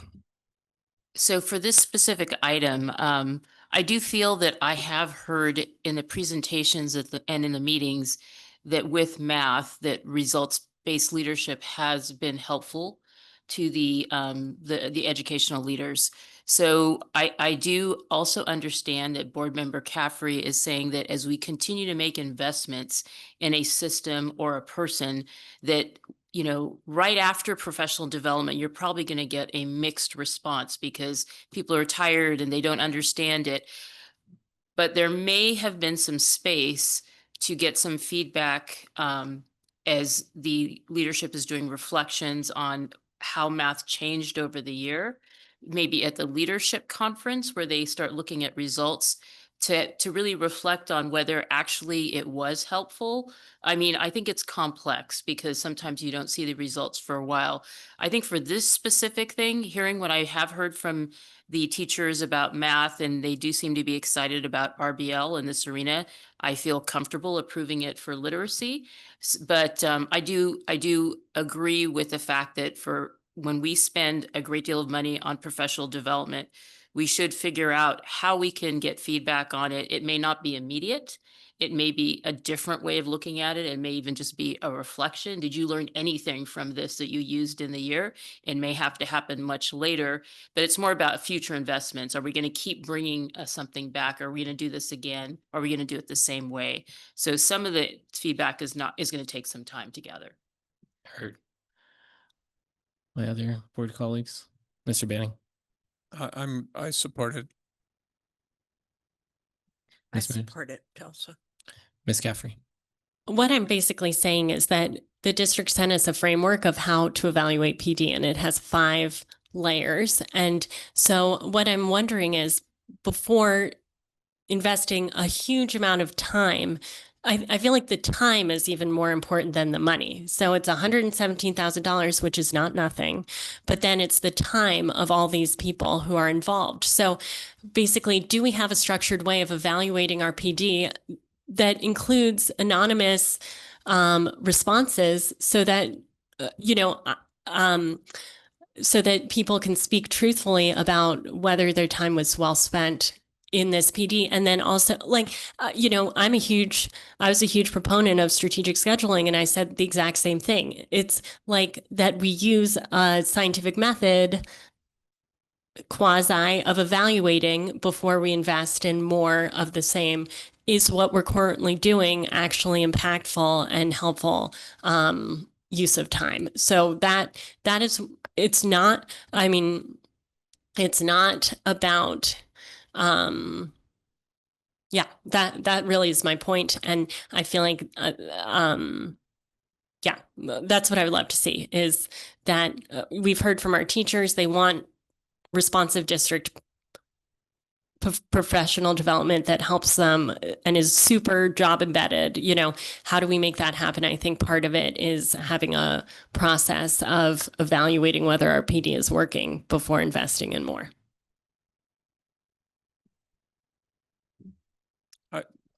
The only comment I have is that we have had presentations by 2 groups of principals that seem to be very excited about the effects and the effectiveness of all of this. And we're comparing that against a desire to look at information from vague suggestions of discontent.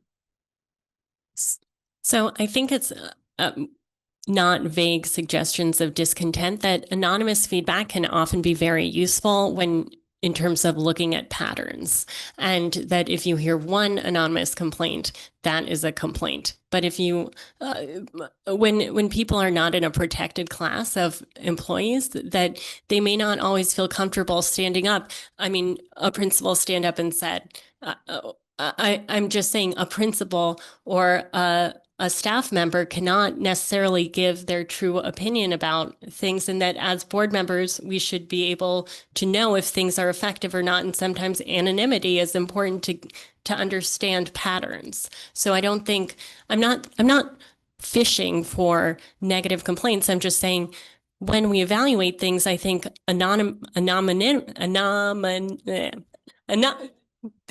thank you. Yes, can be useful in terms. Yeah. Yes, you get what I'm saying.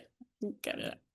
I appreciate what you're trying to ask for here, and having been at all levels of leadership in my career, there has been great leadership and some not so great leadership, things that I politically don't agree with, things that I align with, and so on.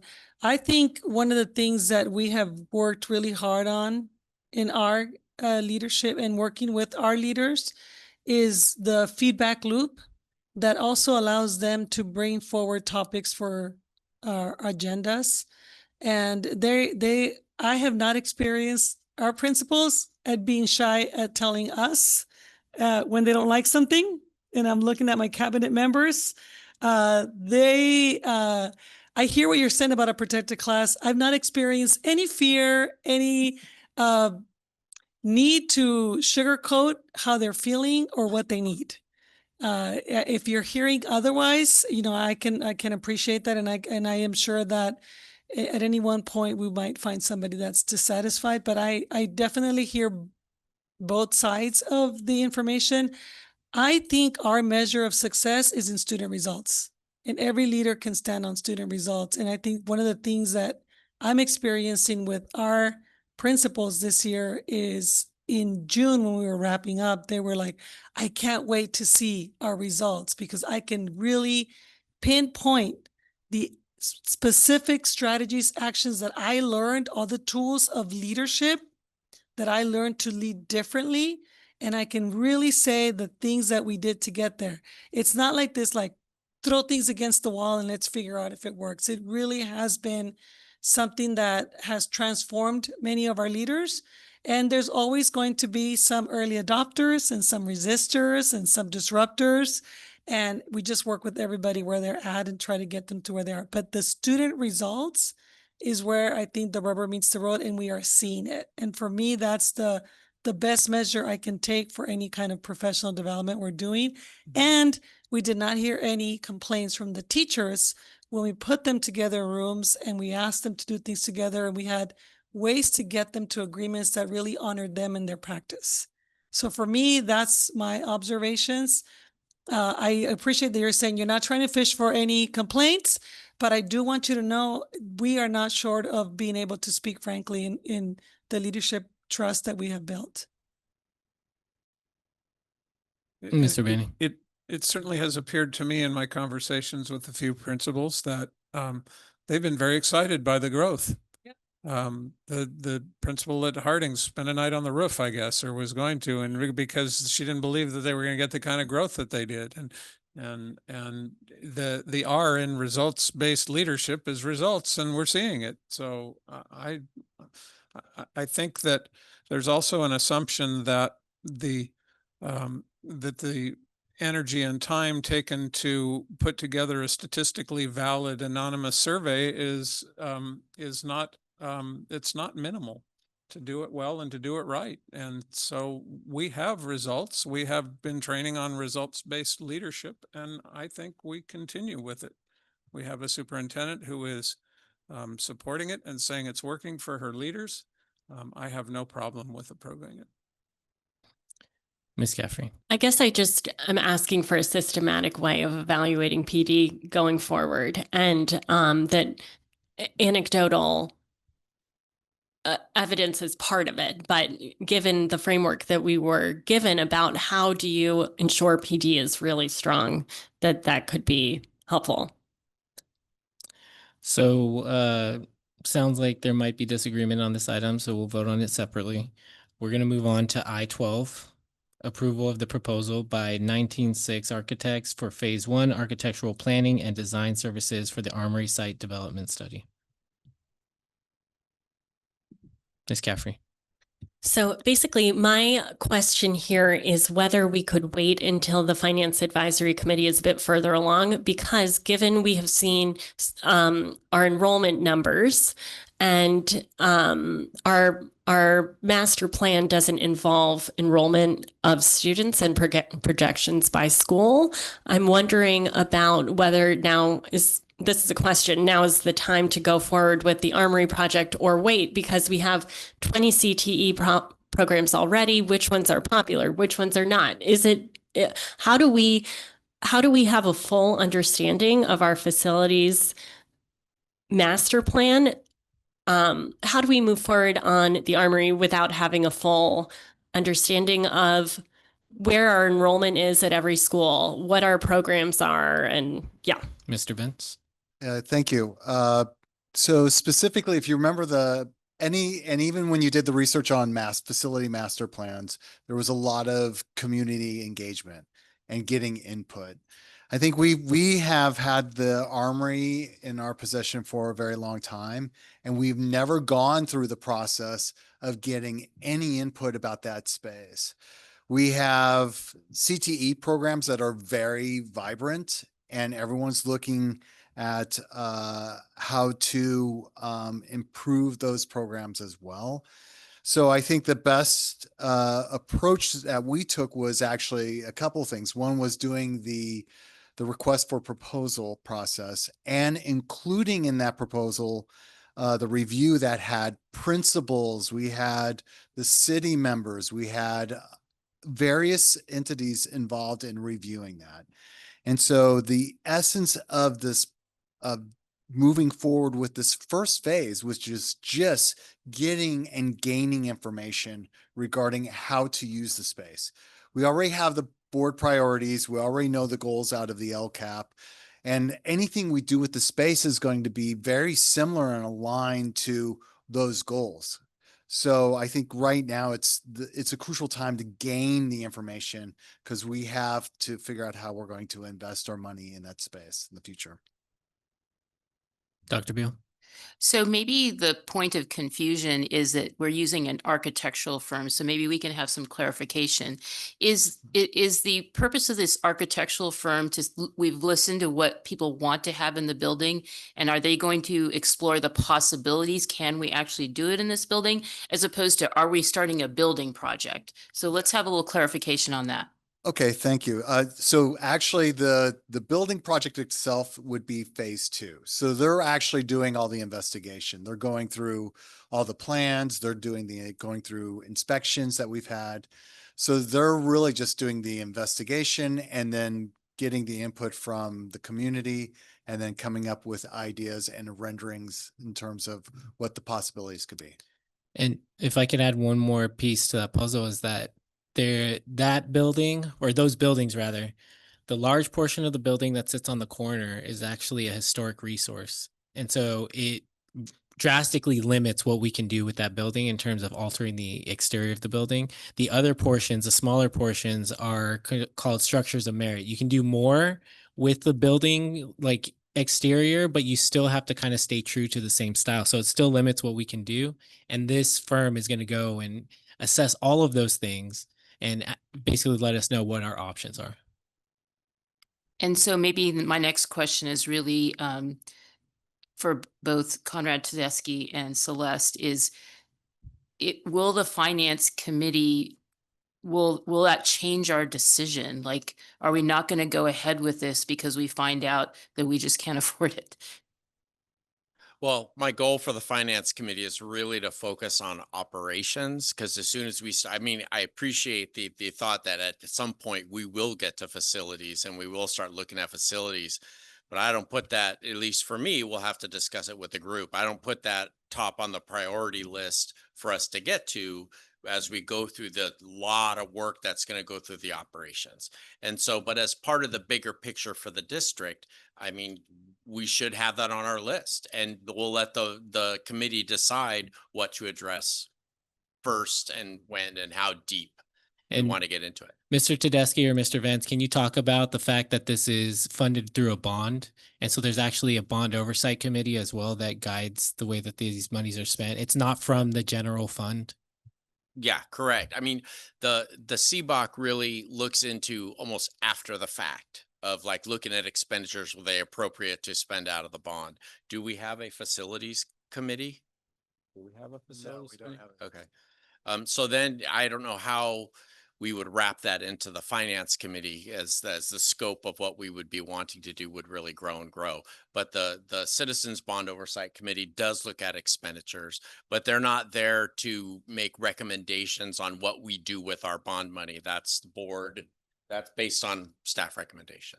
Isn't there's some restriction on bond money being used for that facility? It was purchased with bond money, and I think there's some guidelines and expectations of what we have to do with it. Yes, there was money put aside specifically for that project out of the bond funds. So we are being held accountable to preserve those funds specifically for that project. And so we couldn't make a unilateral or board decision to say we don't want to spend the money on that facility. No, because then that's when CBOC comes in and says that committee comes in and says you did not follow what was required. So I do appreciate the interest in the grand scheme of facilities management when we've been seeing declining enrollment and trying, that facilities use overall is going to become something that's important, but it seems to me that that we purchased a historic resource with the intent of designing some use for it that probably will need to go forward no matter what we decide to do with other facilities. Is that accurate? That's correct. And so, and as well as the architects are going in and they're reviewing all the details with that paperwork that we received from the state at that time with that superintendent. So they're analyzing every bits and pieces of this, which is actually pretty complex considering all the parts of it, including the historical preservation of the Rose Garden as well as the building, right? Yeah, and I know the district has had communication with several people that are impatient to see some kind of action going on with that building as well. And because that was a bond election, was that same bond was the one that was used to renovate the stadium at Santa Barbara High School, wasn't it? Yes, it was. And there was a sense of delay, and why aren't we doing something with the armory? So yeah, okay. Ms. Munoz? Yes, I think it's a great proposal. It has, it's much overdue. I was involved way back when, and such, and incorporates, the analysis of the property as, others have said, the historical part of it that needs to be kept. The community engagement is excellent in terms of town hall style meetings, survey questionnaires, et cetera, et cetera. Very supportive of it. Ms. Caffrey? I guess my question is, it has taken so long to get to this point with the armory. Why not wait one more year and have a look at the entire, basically as board members, our mandate is to understand our entire district and how everything operates together. And that's why I just wonder, and maybe the finance committee isn't the right place, but a property committee is also very typical in a district of our size. But the idea is that in your master facilities plan, you have a 10-year vision for all of your buildings and then understand how the CTE programs work across the board. So that is really my question is, what's one more year when it's already been 15 years or whatever, and is it then we can have a truly complete understanding of our district, our enrollment, our programs, and then maximize the use of every single building. So Ms. Munoz and then Dr. Beal, and then I'm just going to call a vote on this item. Okay, I'm basically ready to vote on it also, and as emphasized, as explained by Mr. Vance, it's the first step. It's only the first step. We may be a year later by the time all this is said and done. Dr. Beal? And I would echo that comment that I know that there's been a conversation in the community ever since the armory was acquired as to what are we doing with it. And if this architectural firm is going to give us the possibilities and it is designated for CTE, then I think it sets us up to be able to be visionary about it, whether we choose to do a facilities or a property group to really look at our enrollment and match all that together. But if that is what this property is earmarked for, then I think we need to at least do one step to know what we can have on that property, because I know there are complex questions that need to be answered. The one thing I would say, sorry to interrupt, but the one thing I would have to reiterate about the architect firm is they're located right by Santa Barbara Junior High School. They're part of the community. They've been in the community. They understand the community. Rosa, the head of the firm, is also bilingual, and we really have a great partner in this process to bring in and start that first phase. Yeah. All right, I'm going to entertain a motion. One more question, and then we're going to a vote. Thank you. So this is my ignorance of history. Was the armory designated as a CTE site, and that is all that can happen at the armory? That is how the bond was voted on by the community, with that intent in mind. Do I have a motion on this item?